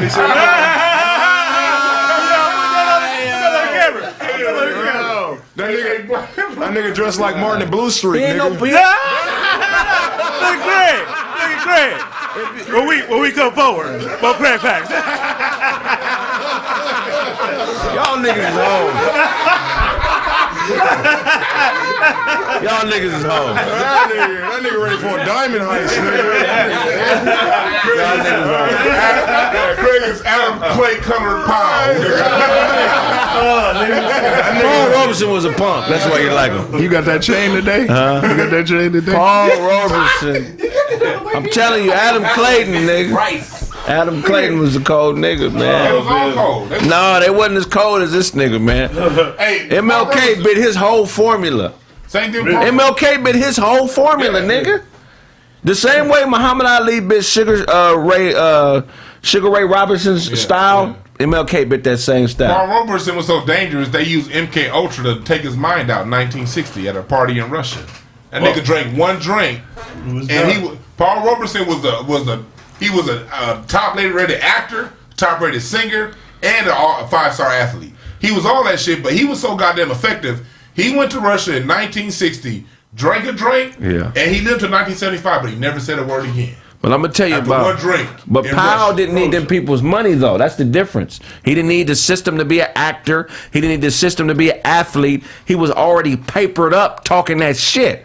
And that's the difference. He didn't need nobody. Well, they definitely had differences. I'm just saying use both. When we come forward, more Kraig Facts. Pharcyde TV.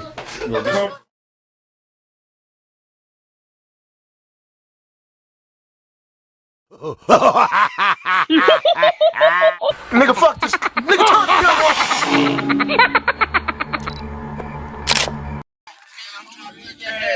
Old ass men get fucking body slammed. Yo, cause my name is Show, and this old ass nigga know Taekwondo.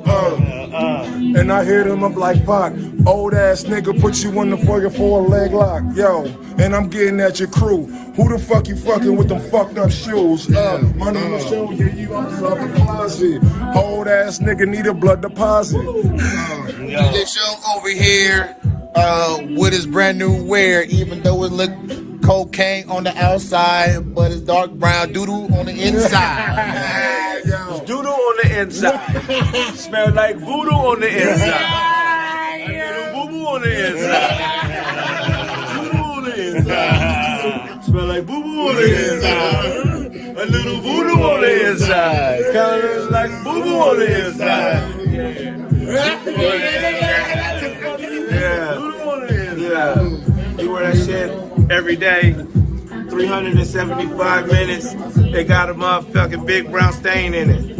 On the back and down the arm. This shit look like a boo-boo farm. On the inside of his sweater. Oh man, it looks like a brown love letter. Yo. Big boo-boo, Yo. chicken boo-boo. Yo. All the boo-boos. Mike boo-boo, rat boo-boo, bird boo-boo, cow boo-boo, and dog boo-boo, crow and log boo-boo. Monkey boo boo, snake boo boo, chihuahua boo boo. Yo, my name is Show. When I stay on the page, I ain't about the old ass nigga. Your beard look like sage. Actually, your beard look like sage. More so, mug work, the jerk. Broke ass nigga on crystal.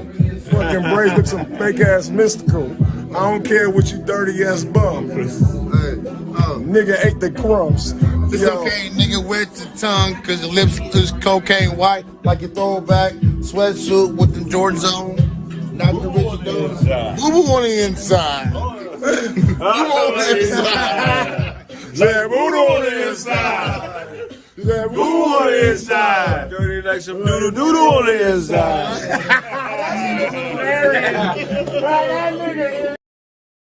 What is it? Don't leave me. Too late. I'm going to Felicia's house because I need to clear my mind. This is not my fault. This is not your fault. It's not me, baby. I just can't focus. I need you to be here to help me get through this. I'm not your therapist. I'm your woman. And all of this is too much for me. Just give me an opportunity to make this up to you, baby. I mean, what am I supposed to do? Nobody's buying my shirts. Because it's a dumb idea. Look at yourself. Where are you going in that shirt? The bowling alleys are closed. I can't even focus because you don't believe in me. They're ugly. That's why no one bought them. I've been throwing strikes for the last 4 years. Magnus, enough with the bowling terminology. A couple months of a slip up and you're gonna gutter ball this relationship? Enough with the bowling terminology. I don't even like bowling. What kind of nigga who doesn't own a bowling alley wants to sell bowling alley button-up t-shirts? It's a button-up bowling pin dress shirt business.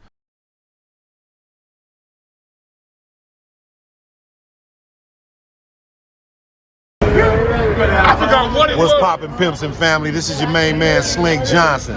And today, I'm rocking with Kraig Facts. Watch it on Pharcyde TV. Matter of fact, episode 188, where you can see your boy, man, and we smoking yours. I'm finna smoke all Dewan shit up right now.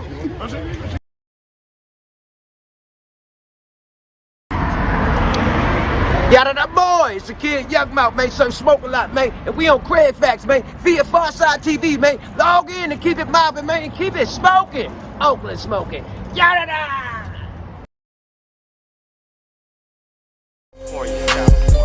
City of the Rose.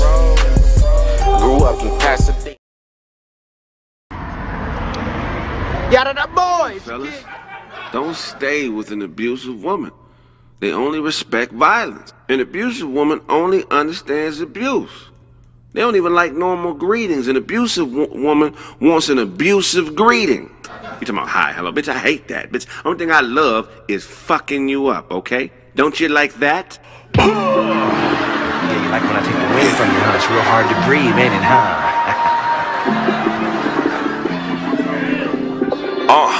Check it. Just a few things on a nigga's mind, you know?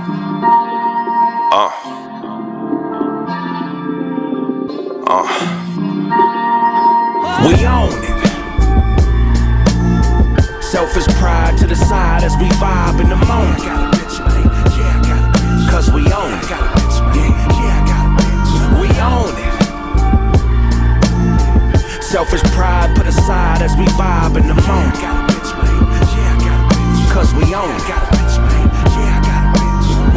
Misplaced gloves, you lost your touch. Never been to Europe, I don't go Dutch. Pay me what you owe me, it ain't that much. Just a few more struts and we can do our stuff. Misplaced hugs, but we can't fuck. Never knew a bomb bitch that can't blow up. Say what you know, she's with us. Greyhound lunch break, meet on the bus.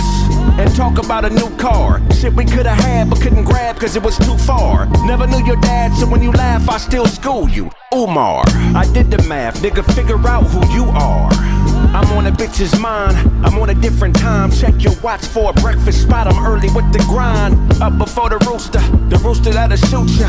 On top of shit like a roofer. We own it. Selfish pride to the side as we vibe in the moment. I got a bitch, man. Yeah, I got a bitch. Cause we own it. I got a bitch, man. Yeah, I got a bitch. We own it. Selfish pride put aside as we vibe in the moment. I got a bitch, man. Yeah, I got a bitch. Cause we own it. I got a bitch, man. Yeah, I got a bitch. If it ain't got a mouth, it can't talk me off that fly shit. I'm getting on this plane and this dame will be my bitch. In a room full of suckers, ain't nobody here to vibe with. I'm a dog ass nigga and this world is my hydrant, get used to. When the hoe's wrong, don't hug her, cause she gon' think you soft, youngest of 9 gay. Brothers always asking me my age like Beyonce's mother, cause I'm seasoned. Sprinkle me on the bitch's mind and start cooking up reason. Get gold, ask your father for a number, got a zip code.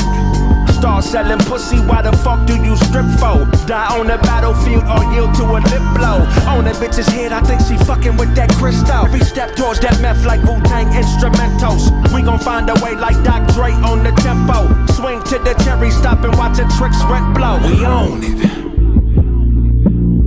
Selfish pride to the side as we vibe in the moment. Yeah, I got a bitch, man. Yeah, I got a bitch. Cause we own it. Yeah, I got a bitch, man. Yeah, I got a bitch. We own it. Selfish pride put aside as we vibe in the moment. Yeah, I got a bitch, man. Yeah, I got a bitch. Cause we own it. Yeah, I got a bitch, man. Yeah, I got a bitch. We own it. This greeting card I got you for your birthday. I'ma open up. What does it say? It says bloody lip, black eye.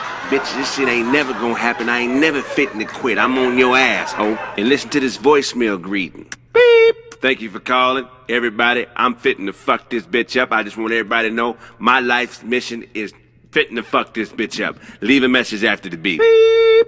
Hey, what's going on, Craig? It's me, Thomas, man. Make sure everything is okay with you and your lady, man. Call me back when you get a chance.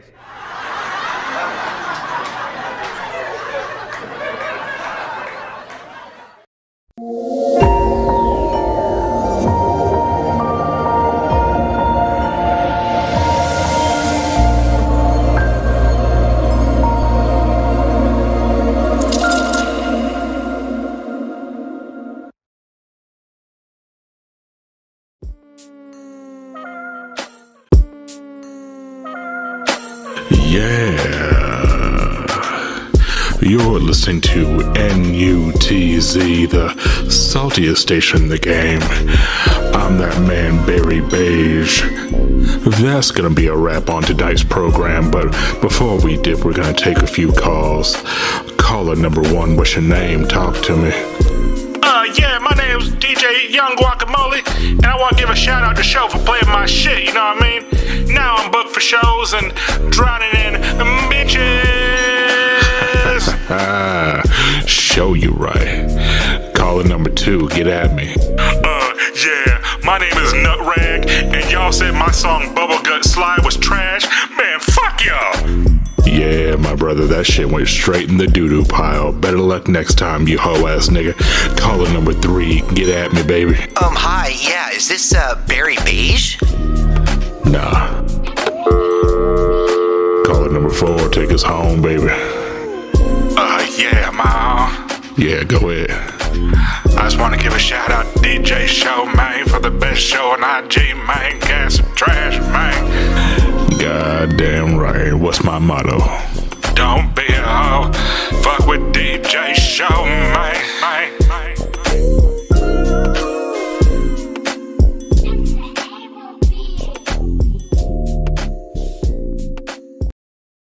Do one more local comedian. Funny looking. Yeah, man. Man, I want y'all to give it up for the medium-sized homie, Bo.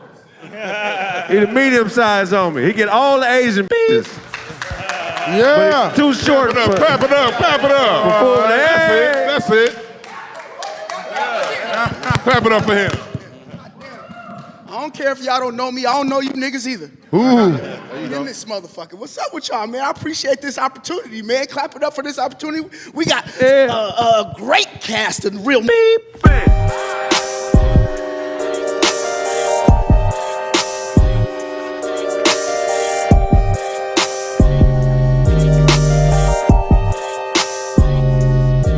Fresh out here in LA. First studio with Cypress Hill. Okay. Be Real. Guess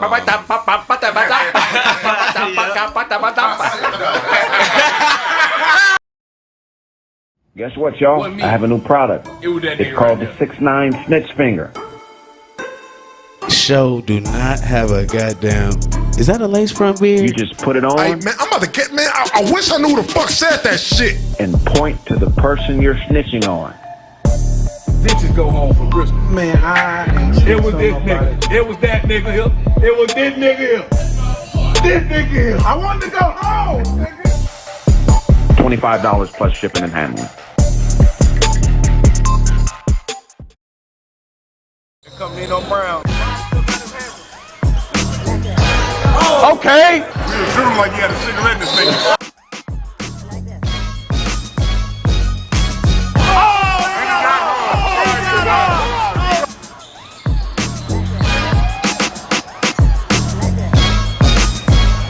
He got it. They done turned it up a notch. He left his railroad job and came straight here. Okay, if you ain't got no back teeth, you can't talk to the ref. Yeah. Oh, don't reach. Don't reach. Oh! Okay.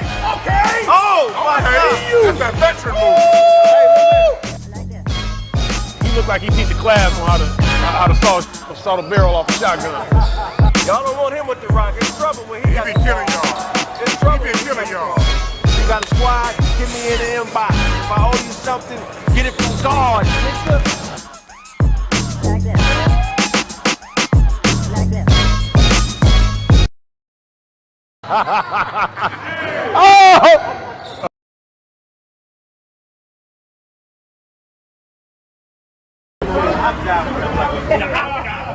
Salute to Kraig Facts, the realest motherfucking show on the internet, where we talk that real shit, the profound and the profane. You get real conversation and real jokes. And salute to everybody on the show. Kraig Facts.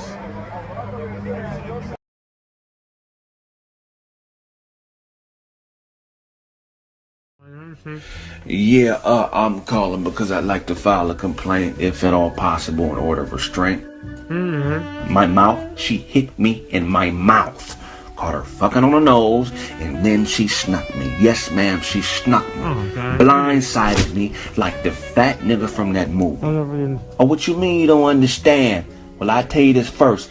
If I tried to lip sync right now, there'd be blood in my verse. Oh, you think this shit is funny? Well, what you fail to realize is this shit, bitch. I got property over there. My fishing pole, the rest of my tank tops, a tripod, a turtle leash, a wood grain Datsun steering wheel, and a bottle of bleach. 1 second, ma'am. Let me click over. That's her on the other line. You dirty bitch! A nose, bitch! You fucking on a nose, bitch! And then y'all want to turn around and jump on a nigga? Oh, I'm gonna fuck you, bitch. A nose?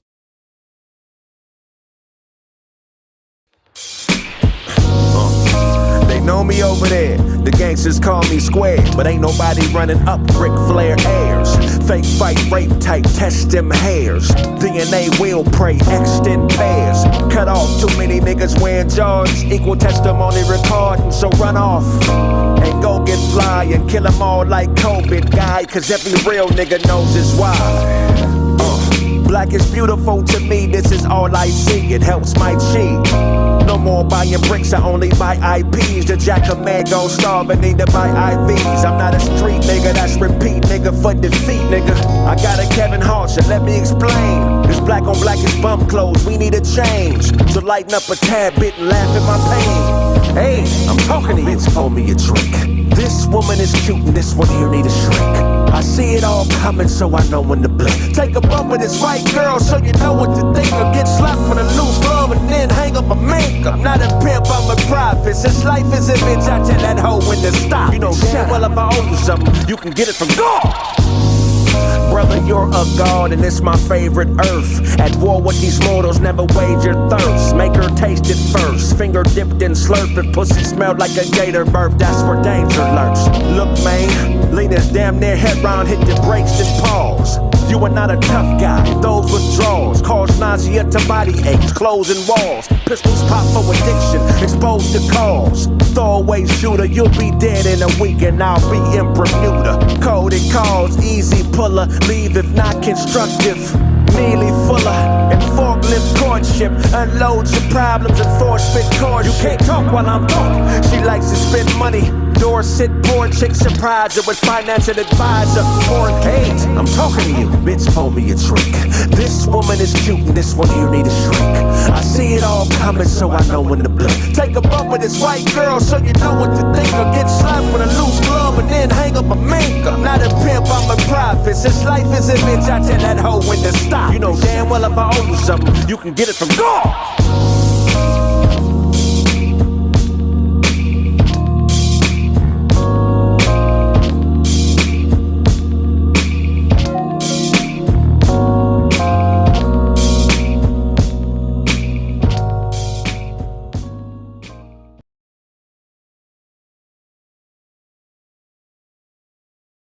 EP, that's it. Let's gonna get. I got so much shit to talk about, bro. It's about to get. It's gonna be good. Yo, you write poetry, huh? I mean, I started off, but I've been rhyming since I was like 10 or 11. The way you rhyme, bro, it's like something. It's different, bro. I fuck with it. Oh, you knocked that out. On that bitch's head, I think she fucking with that crystal.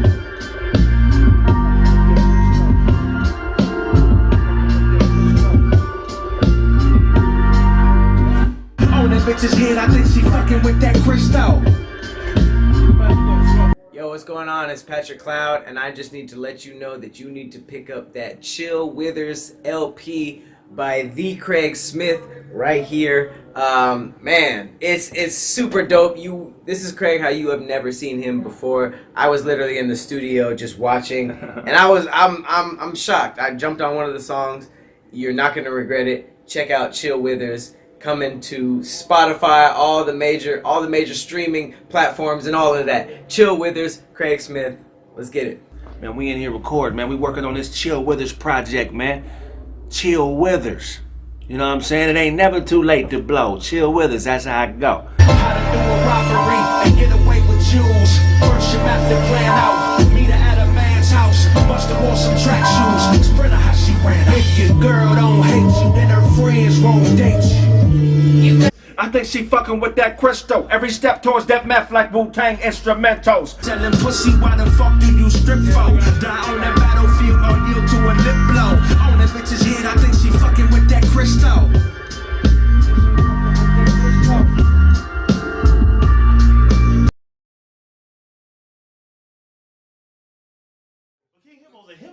No, it's not. Send it to me, man. Hey, Blaze. Mr. Sandman? Text, send me the link.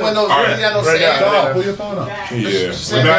Back, yes. Mr. Sandman was a flamingo. He looked like. We're back. Exactly. Look at. Yes. Pull it up. Yeah, but that's not. But That's look just look at him. We back like a motherfucker, y'all.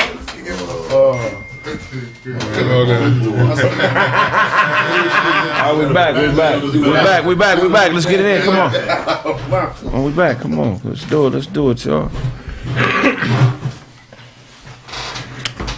Hey, but back on Adam Clayton Powell, cause coldest light skinned nigga ever, man. Yeah, I figured it was going. That nigga had it. Or should I say, coming from somewhere? Oh yeah, definitely. Well, nah, it's just the truth, nigga. When you got your own resources and you don't need nothing from nobody, you can have a great career, whatever you choose. He was elected for 30 years by his district to represent Harlem in Congress because he spoke his motherfucking truth and he didn't care what nobody thought. How can you position yourself to speak your truth and have a long career in whatever you do? You gotta look like you white. You think so? You can do it. That helps. I'm saying. At that time, it helped a lot. It helped 100 years ago. Sure. Helped 100 years ago. Now that they learned, look, white supremacy refines itself. They learned from the sins of allowing Adam Clayton Powell to be Adam Clayton Powell. They vet your ass now. They don't give a fuck how light skin you look. True, but it helped 50 years ago too, Dwan. But we're in 2022. We got to give people information for now. And like now, really what it comes down to, if you want to speak your mind, you better establish your businesses and and have multiple streams of income. Yes, sir. She can't said make it, grit, nigga. You need grit. You need grit. That's one of them. Yeah. But you can't make your activism your means of income. Right. It ain't no money in that. You gotta establish your business and establish another way of making bread so you can speak your mind. Because if you think speaking your mind is gonna bring you in money, no, the fuck it ain't. Right. Yeah, a lot of motherfuckers died broke. No, it ain't. All of them died broke. Like people be like, black people like, nigga, we need somebody to fight for us. Well, that was MLK's problem. He didn't have another. I mean, he had the church hustle, but he didn't. It wasn't as established as. That's Mr. why Jesse Jackson and Al Sharpton ultimately end up selling out. I don't think they got in the game to be sellouts, but I seriously doubt that was their intent when they got into it. But when you get into it, niggas pay for what we pay for partying, but we don't really fund what we need. And so because of that, the people who come into it with good intentions, they end up getting flippy because they're going to follow the money. And the only way you're going to avoid following the money, and because they pay people like Al Sharpton to not talk about certain things. Al Sharpton was talking about it not being no black cable. We're in about 2010. It ain't no black TV shows on Clear Channel Cable and whatever cable. Then they went ahead and gave him some money. You stop hearing him talk about not enough black TV. They put a That's his hustle, though. That's his hustle. I ain't mad at him for his hustle. I'm not mad at that. But I'm saying the way to avoid that is to establish a legitimate business over here that really makes you money. It's to pool your money. The Clyde Anderson's definition is it. Racism is the competition for wealth and resources between groups of people. What made Adam Powell possible is that motherfucking church and all the money that was generated by all those people who believed in the messages Pops was preaching. They were able to take that money and push it in the direction of educating him, and he was able to do what he wanted to do without no worry. And like this may be controversial, but shit, the same with Donald Trump. Donald Trump was able to come in and speak his mind against that Republican establishment because he wasn't dependent upon their dollars. He had his own. It's just a universal principle of life. If you want to talk your shit, you better know how to have your bread. It's very rare that you see a nigga speak freely without having the risk of fucking off something he can get from somebody. Yeah. Like niggas are always speaking because it's always something else. Like I'm gonna talk, but I ain't gonna really say what I want to say because Nick cool. I don't want to fuck off what I got going with Nick. Right. It's rare you run across a nigga that just speak truth with no type of political ambition beneath it. It's just nigga, this is motherfucking wrong, nigga. Like he got the pistol on him at all times. You know how niggas talk when they got a loaded weapon on them and they know how to shoot that motherfucker? Different level of confidence. They be talking about niggas that motherfuckers be scared of. They be talking about him like, nigga, that nigga's a punk. Yeah. He's a motherfucking weenie. When I was on Chris Stone's Claus and the nigga walked the other way. I think we ought to hold ourselves more accountable for that. Instead of looking, or counting how many niggas out there like that. Maybe it's our job to search those kind of brothers out. You know what I'm saying? Right. We all know a nigga who keep that gun on him all the time, which means he's sharp and woke at all times. But a motherfucker don't be want to hear the real all the time. Some motherfuckers be caught up in their ego and, you know what I'm saying? Right. Well, you can't save everybody, man. That's I'm talking about self-preservation. Yeah, I'm talking about saving yourself. Yeah, that's what I'm saying. Like saving yourself means we oftentimes get caught up in trying to save everybody. You can't save everybody. A lot of these motherfuckers is dumb as hell. They gotta go through that fire, or either they stupid or they're the kind of person that has to touch the fire to realize it's hot. Right. Some niggas don't know it's daytime till it's 2 p.m. Right. Other niggas know at 6. Right. So if it's that nigga, you gotta leave the people alone. Get the fuck away from them. Run, nigga, run. Yeah, like we gonna run from Otto when the show's over with. Yeah. We don't fuck with that nigga. Duan's not gonna run. He said, Duan gonna take this, man. Hey, I just want to know how many light-skinned niggas did you look up before? Every day. New light-skinned nigga. Nobody time to go talk about this light-skinned nigga. Yeah. Wait, fucking Doug Christie. I thought it was interesting. Steph Curry, nah, that ain't gonna work. No, because you know he's somebody better. Dark skinned niggas always fuck the bag off, you know. Marcus Garvey fucked off $15 million on boats, nigga. On boats? No, fuck you, nigga. That's what y'all do. Y'all fuck the bag off. Those both niggas fuck him over though. That's fuck. Dark skinned niggas fuck bags. Come on. I can name 20 more dark skinned niggas that fucked the bag. Who else fucked off the bag, man? Will Smith was a light skinned nigga that kind of. He didn't fuck the bag off, but he still got the bag. Yeah, he got a different bag. And I am Legend 4. Smokey still got the bag. Well, Howard Wolf still had his bag. He was dark. Man, come on, man. Y'all saw Chess Records, whatever movie that was. OJ fucked off the bag. OJ didn't fuck the bag off. He still got paper. Yeah, he do. But he never wanted to gun movies. Bankruptcy is a hustle, nigga. That ain't no fucking the bag. There's a lot of easier ways than the OJ route. OJ ain't dark. Even Wesley Snipes fucked off the bag. What about Delonte West? Who? Delonte West. Yeah, that's mental, nigga. Now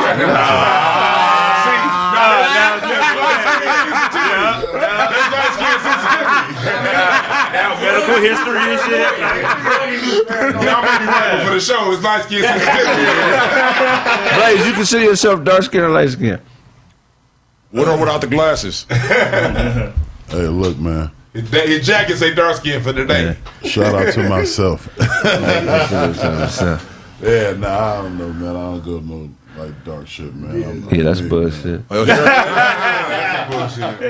Jay Ali look like Jay look like he's wrestle chimpanzees for the circus. Look here, dark skinned Peter Griffin. I ain't gonna get over you. Not today, man. That nigga Shit, what you mean? Another light skinned nigga that fucked off the bag, Juicy Smoke, nigga. Juicy Smoke, Juicy Smoke, That's a recent. Jackie Smollett never had no bag. Yeah, he did. He never had no bag. And the light skinned nigga that forgot the grease. It was a Gucci bag. Elder Bar sniffed the bag. Oh! Hey, Greg, you want to go there? What about the light skin? What about the light skinned nigga that forgot to grease Blaze hairline? You don't see that dry ass hairline right there? Leave his edges alone, man. That shit crispy, nigga. That's flaky. He said Blaze hairline looked like On the Way to Vegas.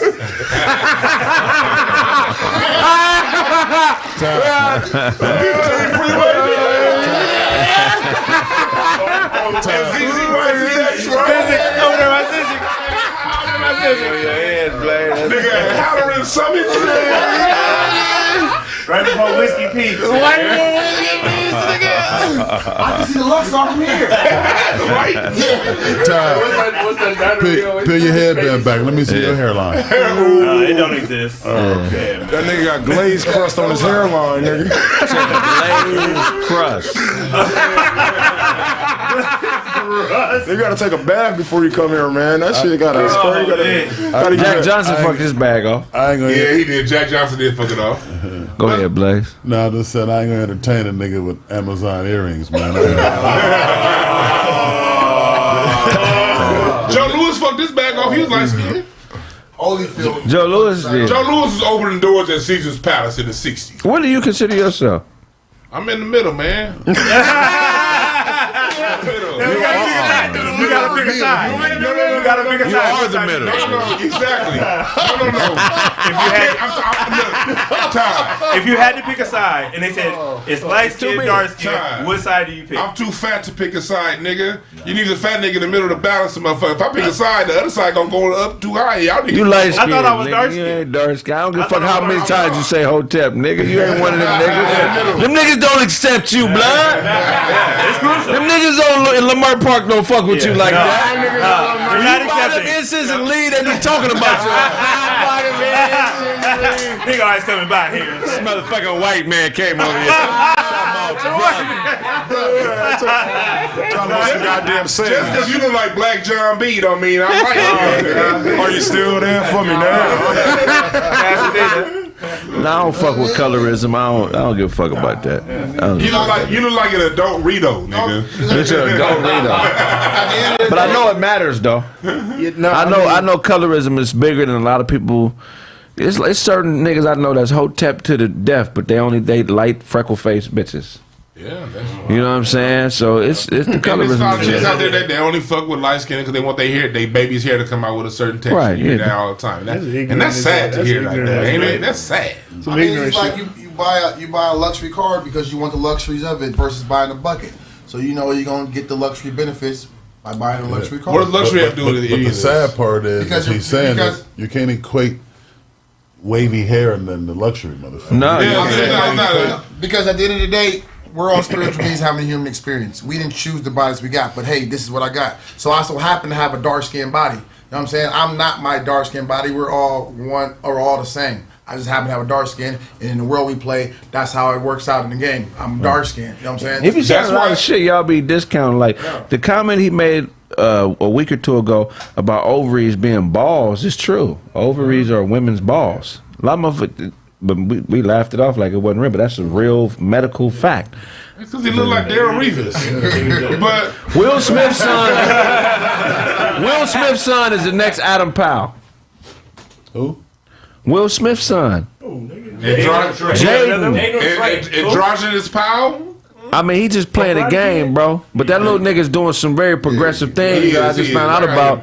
He's really on the community activism shit heavy. And he says a lot of things like, if you know, like in that movie Outer Earth that they did together, the one he did with Jada, people got like, it didn't get a lot of big reviews, but oftentimes movies that really telling you something about life don't get good reviews. Right. If you want to understand, you know, how the mind works and metaphysics and how to really apply the knowledge of how fear holds us back, watch that movie Will Smith did with Jada. That movie's all about fear. What's the name of it? It's After Earth. After Earth. You know, it got a bunch of poor reviews, but if you watch that shit with an open mind and you watch it from the point of view of how to attack fear, that movie right there is a 10 out of 10 and a lesson on how to address fear. So, you know, they really do be doing certain things that you got to really watch with an open mind to see what it is, because if you watch on a surface level, you're going to miss the message. But there's also one of those movies where people had already decided that they don't like the Come to the mic, nigga. I'm saying when it comes to that movie, people had already decided that they didn't like Jaden because of the nepotism and all that stuff. So nobody was really willing to give it a fair chance. But I don't like your jacket. I don't either. My jackets are always fire. I don't give a fuck what y'all say. Your light-skinned members on the ass out of here. That jacket is a mystery mix now later. Mystery mix Nigga, that shit is funny. A leather seat cover for a 1989 Nova. That's hilarious. But that nigga, the reason I'm paralleling them too, just based on a few moves he's made with the homeless and the water situation. Yeah. Pico DeBarge. Pico DeBarge. Let him get off. No, it's all good. Go ahead. That nigga show laugh get on my nerves sometimes. That nigga give it all he got on him. That nigga. It's like he opens his mouth to laugh, and another mouth comes out of that mouth and start laughing, and another mouth comes out of that mouth and start laughing. No, but that nigga doing some real dope shit with activism and helping the homeless, and he has this a bottled water company where they don't use plastics, they use paper.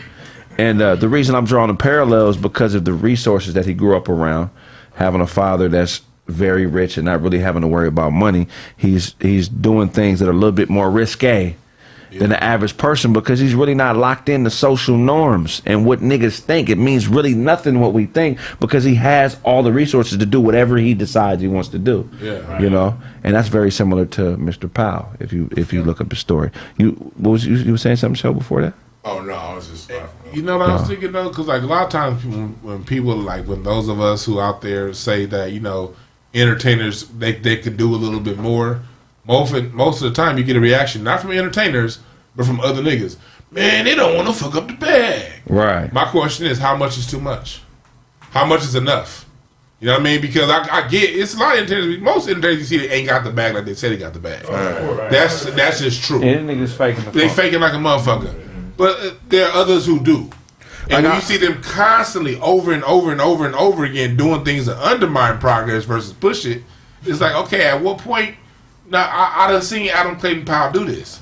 I mean, when you know these other people who they don't tell us about, right? When you really know Adam Clayton Powell's story, you then can look at these cats who you know got the bag. You be like, okay, what's your excuse?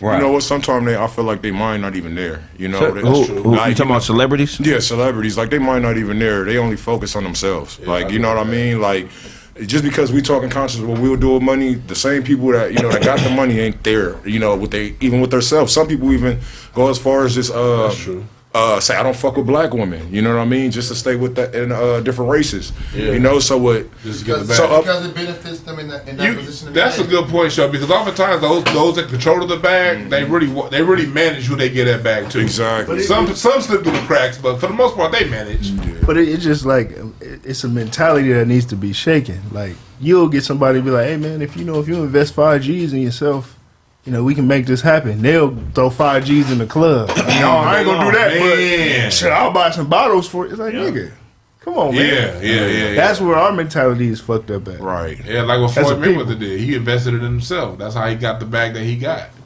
And you got cats that see what Floyd did, and they stay afraid to do it. So you're right. It's a mentality. It's a mentality that we gotta shake. Like the crab in the bucket mentality's been. It's just like natural. Like, oh, you got it. Oh yeah, I'ma hate. I don't want to see him come out. I don't understand that. Yeah, why is that? That's like the first thing people go to is start hating. Oh, that nigga sold out. He got a man. Oh, that nigga sold. No, nigga. Some people just don't believe in themselves and don't believe they could do it. Yeah. So they want to go ahead and down the next person that actually probably went through the struggles of getting it. We all project. At the end of the day, when you see a person that's really encouraging other people, that's because that's the person that know they got it. Mm-hmm. So I want to see you get it, but the person that feel that they low, that don't know who they are, they gonna try to bring you down to their level. Exactly. And so when you hear somebody talking like that, they telling you who they is, nigga. Run. Yeah. But my question is, okay, since so many of us have identified that, do you think it's too late for us as a people to turn the ship around? No. What ship? We ain't on no ship together. You was a house nigga. It's a lot of niggas that's gonna be left behind. See, right there is a perfect example of that bullshit. Right there. But it's a lot of people that's gonna be left behind. Those who have a consciousness to push forward, we gonna find each other. That's how it always works. And those people who gonna stay on the bullshit, they gonna stay on the bullshit. And that's just how it is. Everybody ain't gonna make it. Yeah, I feel like it's always time to mature. It's always room for growth. You know what I mean? It just depends on what time. Some might mature at a younger age. Some might develop at but you gotta have to want it. You gotta want it. But it's fear though, man. Fear.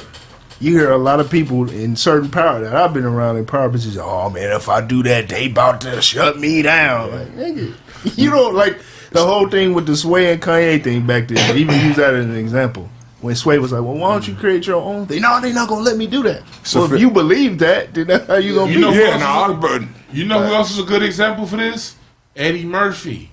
It's ways you can do things without being preachy about it. He just did it. Yeah. I want people to go back and revisit Eddie Murphy and his series of movies from 88 through 94. I mean, like the way how in Boomerang, he didn't preach about black empowerment. He just showed you in his movie. But you know how they got him, though? How? Not to cut you off. Denzel and I think Morgan Freeman told him, man, just continue doing your thing with the movies. Disney came and got him. That gave him that 10-year deal. And they changed his story. Changed his whole story. But they tried to get him before that Disney deal. Eddie Murphy had running the industry. He got caught with the prostitute before that. But if you watch his movies, Eddie Murphy didn't preach black empowerment. He showed us black empowerment in his movies. Harlem Nights is one of the few movies you can see where black folks actually won. Dead Presidents was a great movie, but at the end they got killed. Harlem Nights, we watch Harlem Nights Coming to America, Boomerang, and The Distinguished Gentleman. You can't find Distinguished Gentleman. Listen, you're not going to find it streaming. You got to buy the DVD because he was telling you how politics work. Yeah, he was. Who wants the money? That movie was giving us game. So this is the reason why I brought him up. Whatever it is you do, oftentimes you could just do it. If you ain't preaching about it, you just put it out there. It can translate and it can reach people. But the weird thing is, a lot of times when our people do it, we face criticism not only from the outside, but a lot of internal criticism because we're the only group of people that'll eat our own in front of everybody else. Because I see stuff when it goes on with people always criticize Michael Jordan. They're like, oh, he didn't stand up for this, didn't stand up for that. Well, he had to play the long game. That's why he's the only black majority owner of a sports franchise. He's the only player that came from that time period that's a billionaire. He's the only motherfucker that did a lot of this stuff, but people like to say, oh, he doesn't say this, or he didn't stand up and say that, blah, blah, blah. He came from a different time where you had to navigate in different ways, and if you do enough research, you know why, like some of the things he's donated to. And then there's bullshit, false narratives out there about the private prisons, when that's just a whole lot other white dude named Michael Jordan. You judging Michael Jordan by what his sons are doing. Yeah. That's how you judge a nigga like that. Yeah, some people have to be the sacrificial lamb and play the long game. You know what I'm saying? Yeah. But I mean, what are his kids doing? That's all a of big. his kids work for the Jordan company. One One of them runs the tech portion of it. One of them runs like the more of a social media part of it, and then his daughter runs a whole bunch of the other stuff. So there's a lot of stuff that he doesn't speak out they publicly. doing for us? No, but I'm saying if you speak out publicly, I'm just asking. There's people that'll go out there and go out of the way to sabotage. I'm not saying there's nothing wrong with what they're doing. I'm just saying what are they doing for the greater good outside of their own immediate family? And that's what I'm saying. Like, go ahead, Nick. No, not that man cut you off on nothing, but it's greed. Right. But it's also the most realest shit to. When you watch the movie Scarface, the most realest comment in there is never underestimate the other man's greed. Right. So, sacrifice, motherfuckers ain't sacrificing. They just not. And it's unfortunate, but they just not. And then when we get cats that sacrifice, and we get cats that try to do something or even try to give game, you may. It's like having a talent agent. You know, I dabble in the management game. I probably know more, 85 to 90% of what majority of these managers fucking know. But like they used to tell me, hey Nick, you need to get a white boy in front of your company. I'm like, man, fuck that. I'm not doing that. Right. You know what I'm saying? Because at the end of it, fuck the face. Because I need more young brothers to see my face. Right. To surpass me. To deliver. Okay, that's what you're doing. I mean, but it's the greed. It's the greed of, well, I got mine. You got to get yours, or whether just sitting back and the youngster saying, hey, man, hold on before you rob me. You might like all this shit, but I can turn you on. We can get it way bigger than that. Let me tell you all, come here, youngster. It's the greed because brothers don't want to share the information. Brothers don't want to.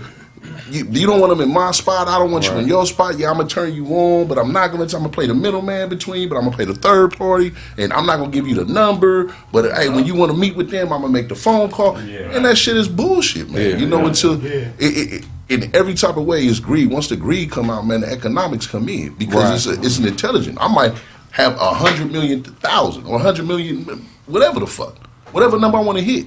But I might not know what to do with it. But you might have all the brains and all the smarts to turn that 100 million into 300 million. Right. But if I don't key in and say, okay, let me take this risk, let me try this, let me see this, let me see what this do, then it's you lost. And motherfuckers, again, excuse me, I'm not saying all motherfuckers, but majority of motherfuckers ain't giving up what they have. The least. Right. You know, and that goes back to the mentality of your parents telling you, hey, don't give up your money, don't give it. Hey, I don't care if somebody hungry, you keep your lunch sticky. Right. Yeah. Hey, don't share that. And then you go to other races and you see, man, they sharing everything. They rob each other, do everything, but still come back and share the bag with each other. Right. They'll get over disagreement real fast. But like going back to like what Sonny was saying, like as far as about it, like look, everybody, it's a dynamic. We're no more human than everybody else.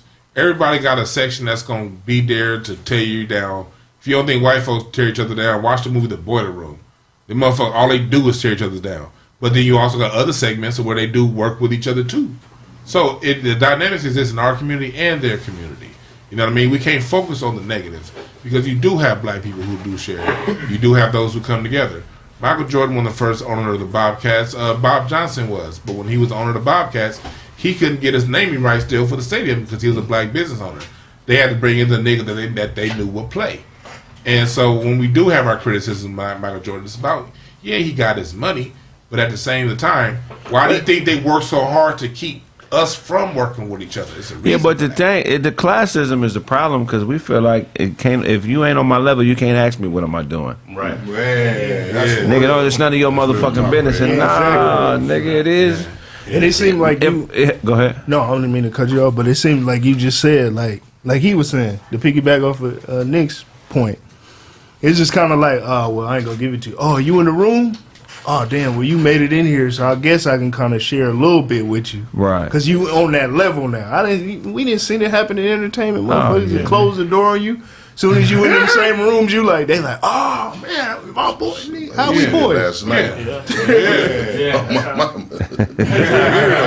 Straight with man, if they would have gave me that business card, man, I would not have, but I could not have waited to just Who set the standards? Straight up. Who says that he's a real one and I'm not, and he's a real with his shoes? And because the first comment to us was, well, we don't care how much money you got. Mm-hmm. I said, no offense, I don't even know where I'm at right now. I don't even know what's going. And I'm like, y'all karaoke club and y'all acting like this? Fuck out of here. Like, man, you know what I mean? The way they was acting, man, I thought Jasmine Sullivan was really in there. That was a good question. It was niggas like Todd walking out that motherfucker. we like, what the fuck is this? Nigga, we standing right here and Todd, you know, shimmying his way out that motherfucker. What the shit is this? This nice ass nigga, man.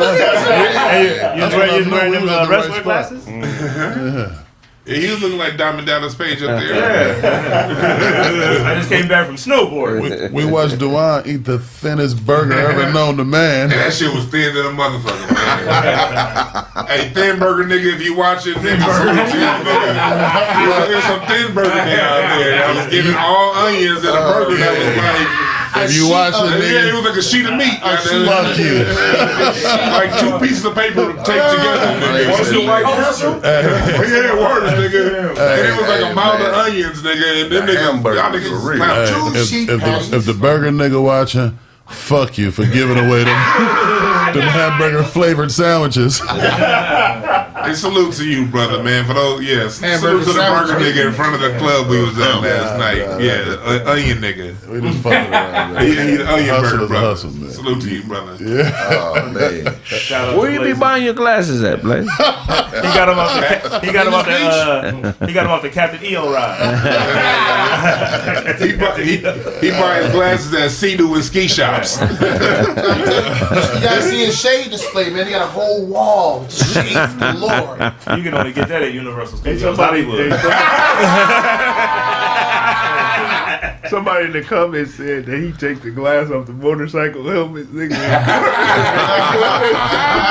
Carve out shades. So what did y'all think about the show on Saturday, man? This shit was dope, man. For real? That shit was fun, man. Salute to everybody that came out. Thank y'all for coming out. It was a real family environment. I had some people salute to the brother I had sitting next to me. I passed you the joint. You know what I mean? We communed in that motherfucker. Yeah. Hey, before we get to them, man, shout out to motherfucking Todd. That nigga had on new shoes that day, man. Fuck with that. That nigga had a fresh pair, nigga. That nigga Todd. They was just fresh on his feet. Yeah. The first time his foot got Shout out to y'all for clapping it up for LeBron, because those are some LeBrons out there. So shout out to y'all giving LeBron his love. We didn't know. Y'all don't try to change up now. You gotta prove it, nigga. You got him on now? So you gonna give your credit to LeBron? Teammate. I'm a good teammate. Was showing, like, LeBron don't know you, nigga. He's out there. I'm sure LeBron out there. We need y'all to donate money to get a saddle for all this dick riding motherfucking Todd be doing for the goddamn LeBron. Only Sonny would know where to buy. Only Sonny would know where to buy a dick riding saddle. This nigga gave all his credit to LeBron like Christian. Every good thing a Christian do is Jesus' thing. Everything is wrong is my fault. Shout out to them out there, nation. I'm sure LeBron's out there. No, it was a good show, man. It was a good show, man. Good turnout. It was a really good show. Yeah. Johnson, man. Sling did his thing. Sling Johnson. I had a ball, man. Favorite part of the show? Man, I think my favorite part of the show, honestly, was just meeting like Ben, because we weren't on the stage elevated, like it was just in the pocket with the fans, and you felt their energy and just like Sling getting on stage, cracking his jokes. It was just surreal, man. It was like it was a lot of love in the room, and I felt the people that came to watch the show had a lot of love for Kraig Facts, man. I think that's a testament to you, brother. Them motherfuckers love you, man. That shit, you felt that love in the room. You lying, nigga. Cool, you was dying to get that chicken sandwich out the back. Hey, chili. That sandwich ain't ready yet. Hey, Dwight, you can go to the stage right now. This nigga Blaze's 19th show, but he still don't learn how to speak into a goddamn mic. We had a live ass show, Blaze like, Hum, hum. So what I was saying was, Nigga sound like a Mac 10 starting up, nigga. Put some more chicken on this, Chili. All you hear is 808s. He forgot to charge up. He forgot to charge up. This nigga Blaze sound like a Will Downing song. hey, but we made it through. The nigga that owned the spot, he cool as a motherfucker, but he gotta get his shit together. They weren't on the head. Thank y'all. Nigga that have no waitresses. We had No bartenders. We had to serve drinks to the crowd the first. Ourselves, everybody out The there. bathroom wasn't clean. The bathroom wasn't clean. The bathroom wasn't emptied. The bathroom was in a bucket. All the trash cans was full when we got there. No, the bathroom wasn't empty. Yeah, it was in that bucket. Yeah. Oh, okay. Yeah. In the green room. Yeah. I gotta stop wearing these fake chains because he probably didn't think the show was gonna be shit. Oh, that chain? You want that chain to the beat? I don't give a fuck about this bullshit. But what I'm saying is that As long as it nigga. don't make your neck turn green. No, Nigga, nigga. Shane came with some earrings that he gave Show. Show got the earrings that you take these.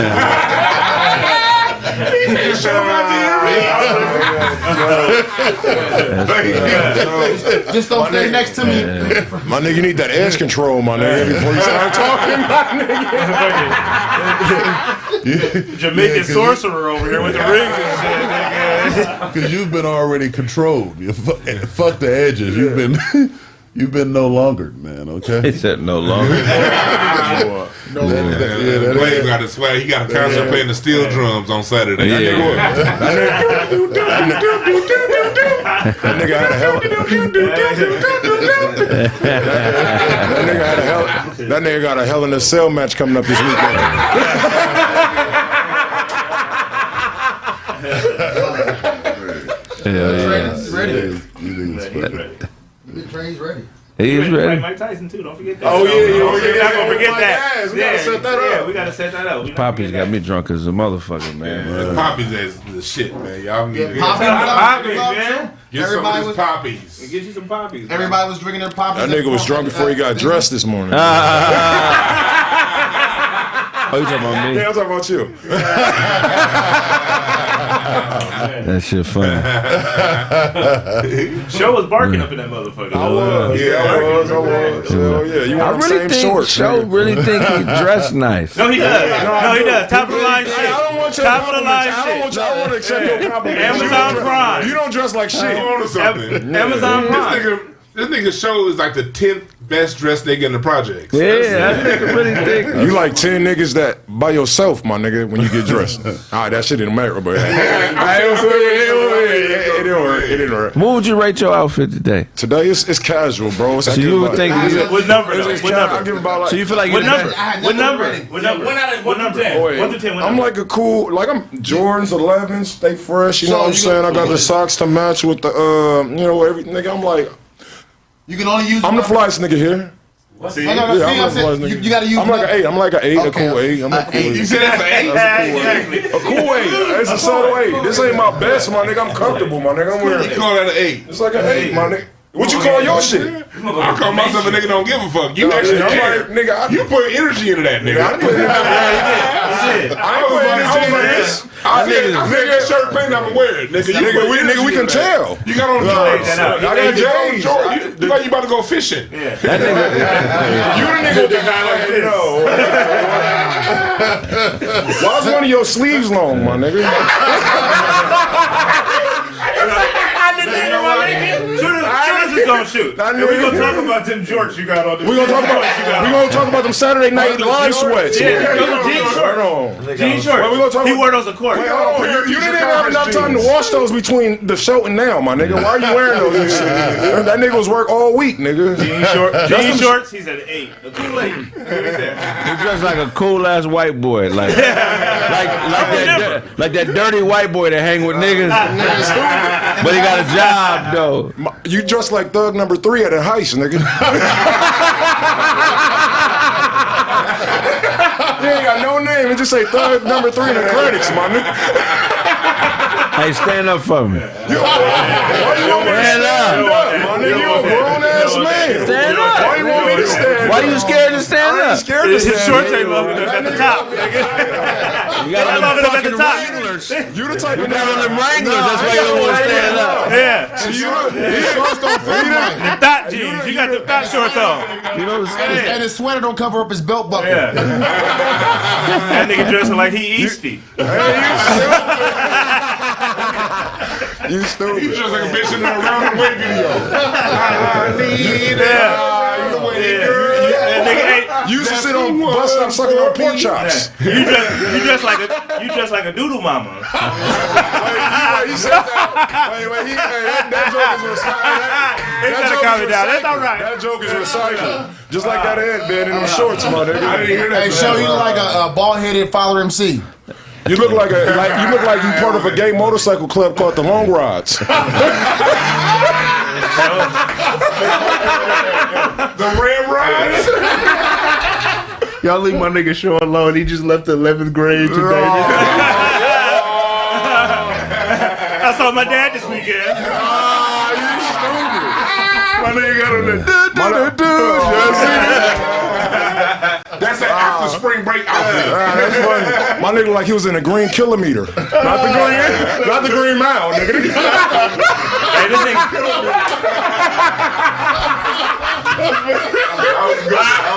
That was good. Should have said kilometer. How's it go?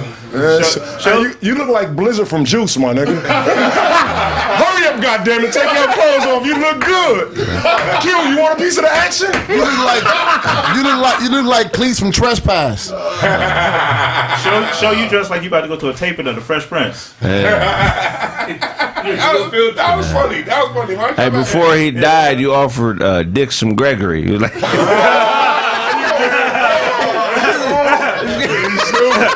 Sir, I don't know you. I don't.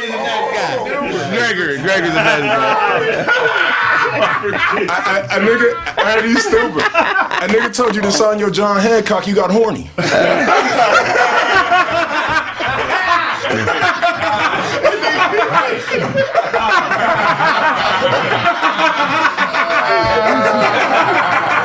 Amazing.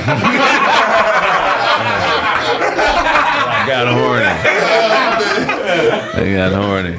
That's funny. Amazing.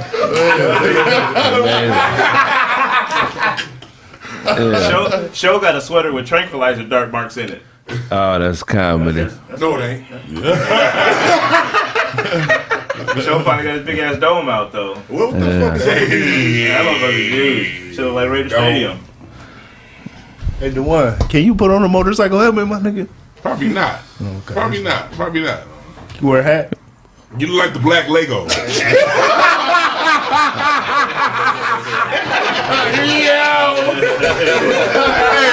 look, that shit was traumatizing, nigga. They called me 1159, nigga. Smoke screen, nigga. Yeah. They call you closed eyes. Just anything dark, nigga. It's just me. Who taught you how to dress, Show? I want to know. You said what? I want to meet the Mexican that taught you how to dress.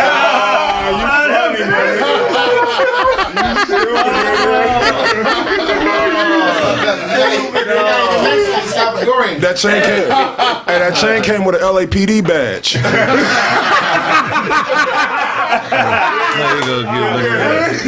Somebody call him Marquez. Marquez. Didn't you used to be a janitor for the police? Yeah, I used to. That's why I know the that's outfit. That's why I know the outfit from anywhere, nigga. Nigga dressed like a bullshit undercover, nigga. Craig was like a witness in Rico charge cases. Right. Hey, but no, I'm proud of my nigga Craig. He ain't got no damn flower shirts on today. That nigga got evidence in his beanie. Check that in. You be playing that shit on niggas, man. That nigga bombed at the show, though. Hey, I did. Hey, I ain't gonna lie. Hey, I swear to God, I don't know what it is about the stages or what, dog. I just feel like close the fuck in, bro. That's the thing about the stage of the truth, man. You almost bit somebody. I love that stage. That's why we encourage y'all. Whenever Kraig posts the next show, come on out. It's a different energy. Yeah, it's a different. And we really interact with y'all. Like we was passing the mic to people. The people in the chat room that say what you got to say. You gonna be able to. We was passing. Ain't nobody ever killed me. We was passing joints. We was passing mics. We was really interacting with y'all. Duan bit another nigga sandwich. I mean,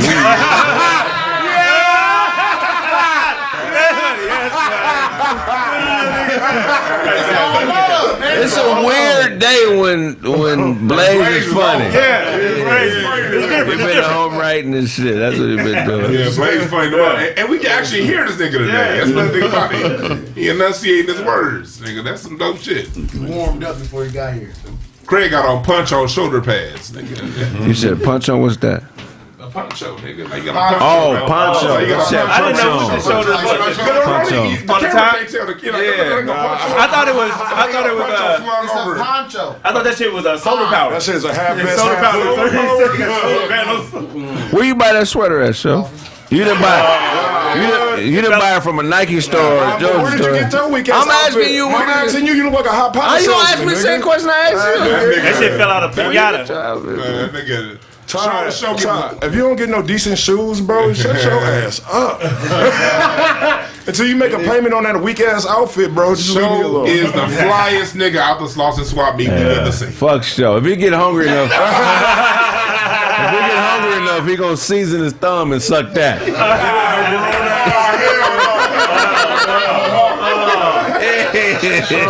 He have his whole hand in his mouth before the end of it. You look like that's funny as hell. You look like the Egyptian Glover on a burglary mission, nigga. Egyptian Glover? His chick shaking. Egyptian Glover. Nigga, how they just a lover, nigga. Chick shaking.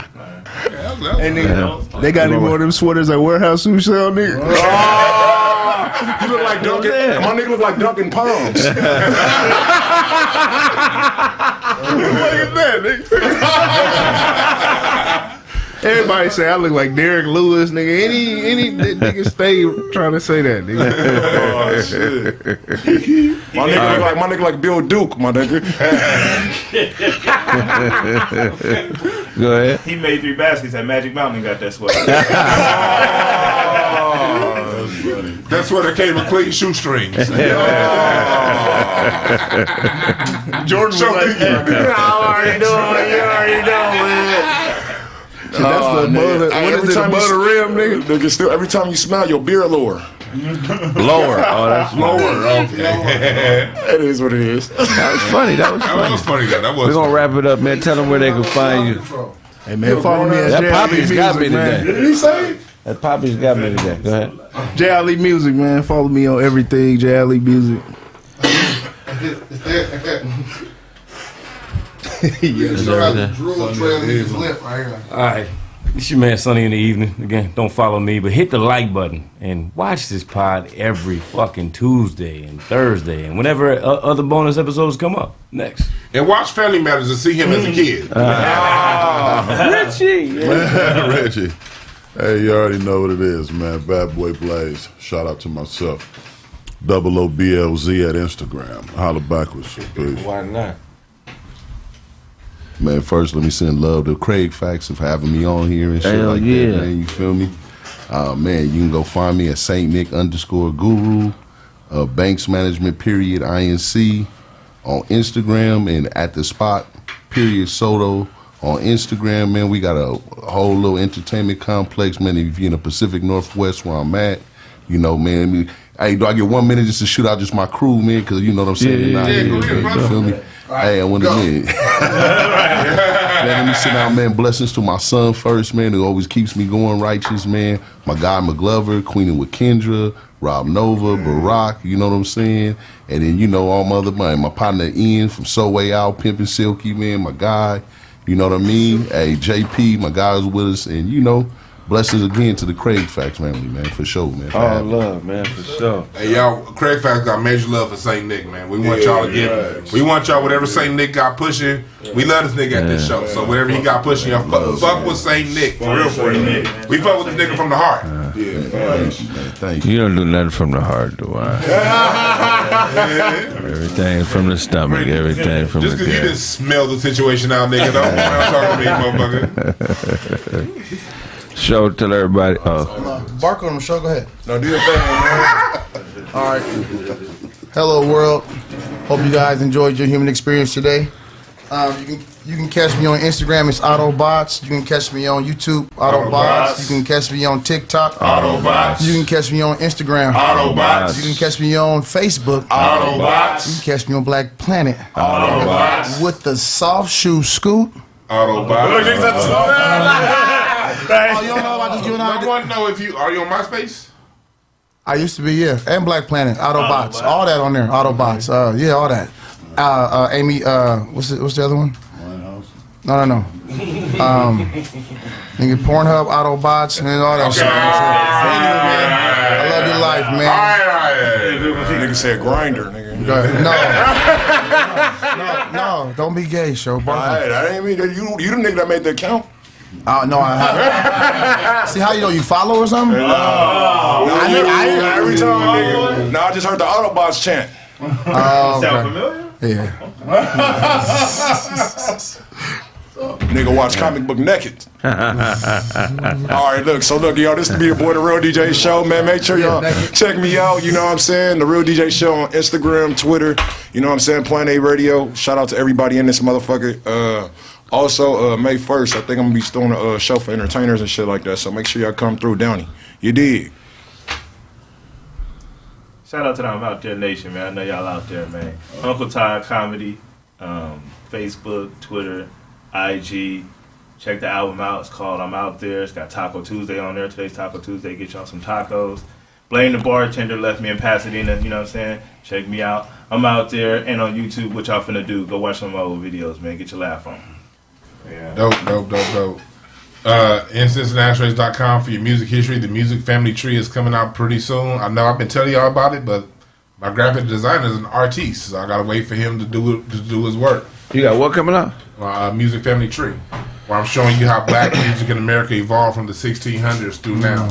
And I'm showing you through this tree how hip hop is a child of everything that comes before it. It's a fruit tree. It's actually a picture of it's actually a tree of a black woman. Oh, that's dope. And it's showing how she birthed and through music how we birth stand-up comedy through our music. People don't understand that stand-up comedy is a product of black music. Same thing with spoken word poetry. So that tree's gonna point all that shit out. Do you include Negro spirituals? Yeah, Negro spirituals in there. And scat music too? Scat music. I talk about how scat and rap came around. I talk about how scat evolved into mumble and how it's all the same and how we must honor our youth that create this sound and let us be the first generation of adults that support our youth when they come out with something new that we ain't used to, instead of talking shit about it. Because every generation we come out with bebop, we come out with funk, we come out with disco, we come out with hip hop, and the old niggas is complaining about it while the white motherfuckers is capitalizing on it. So let us be the first generation to honor and embrace our youth and the sound that they come out with, and let us be the ones that capitalize on it. So that's what Incense and Ashtrays is about. You talking in your sleep this much? Instant Ashtrays. You think the wine talking to sleep? Go rob a train. He got to talk. Your mouth ever get tired? Yeah. For real? Yeah, I said, I won't answer that question. With your fake ass beard. You feel that? Feeling your beard. What you about to say, nigga? You got an unpopped pimple by your eye. Hey, man. Go finish that meal you buried in the backyard last night. Go finish that what? I said go finish that meal you buried in the backyard last night. That's a vest on the back of your hoodie.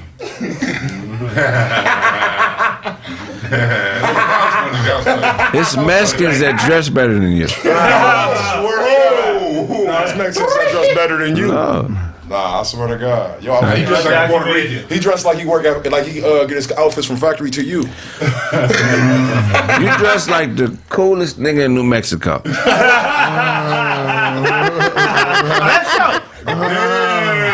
Santa Fe? Nigga, you dress like you train pigeons, my nigga. You got on all the shit that was on the floor at Ross. Are Are these go backs? Are these go backs? Ain't none of this shit you get at Ross. Is discount? Nigga, are you crazy? Jumpman? Nigga. No, you cannot. That's where Jordan goes to die. It's not. You cannot get this from Ross, bro. You can. You cannot know. Can you get Jumpman? Nigga, you shop at Ross, nigga. You can't get that. Either Ross, TJ Maxx, Todd, you don't even have Todd, you can't even afford to shop at Ross. We can tell the bullshit. You don't even qualify for this conversation. They got a cease and desist on you at Ross. Nigga, you can get this nigga got a restraining order against his dentist, my nigga. Shut your ass up. Your tooth stink, my nigga. They gonna bury your breath mints when you die, my nigga. He bought that at an inlet. You said what?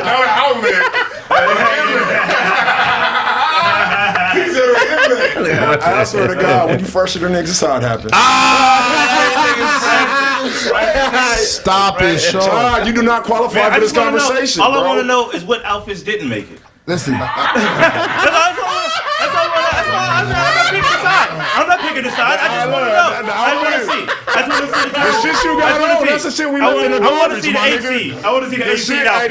The shit that we left in the garbage is the shit you got on, my nigga. That's the shit they leave in the alley, cut the fingertips off the gloves and shit. We do that to him. I just want to see the tournament bracket. The worst part about all this old comment, Kraig know he wear bullshit. He don't give a fuck.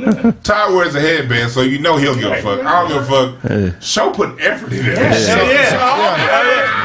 Hey, no, the thing is, when I walk in the store, you gotta go to bigger and taller. You feel what I'm saying? Me, I just go in the regular shop. I go to bigger and taller. Yes, my nigga. For me, I just go and see what I want. I've been in your position before. I used to be 350. I've been there before, my nigga. I know when you can't. No, when you can't. Show this what happens. You care, but you still dress like a hoochie. That's what's for thinking. That's what's for thinking. Because every time I come here, you call me ugly, and the rest of these niggas cute.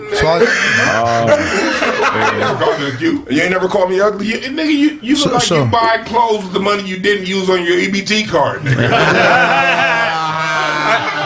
I'm gonna get these Doritos or the hoodie. I'm getting the hoodie.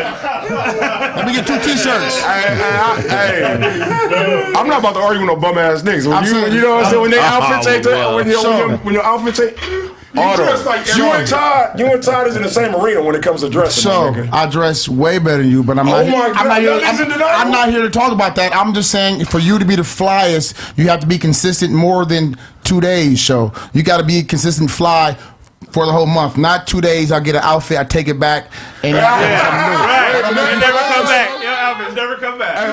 That's like a homeless telling somebody about credit. What the fuck does that matter?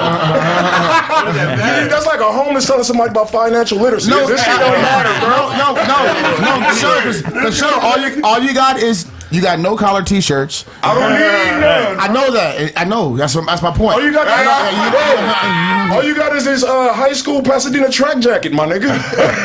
It's not even Pasadena. It's Pasadena boys. Hey, Otto. This nigga show dressed in Maury Povich. You are not the father attire. Show get his stuff from the thrift store. Show be taking his outfits back to a Home Depot. Todd, you dress like you doing yard work, my nigga. Okay. How about you? Easy work. That's funny. We're gonna wrap up the show. Show dress like you go to continuation in school. Sorry. These niggas got a poppy got me today. Shout out to Poppies. I've been drunk for about an hour. And shout out to Poppies Liquor.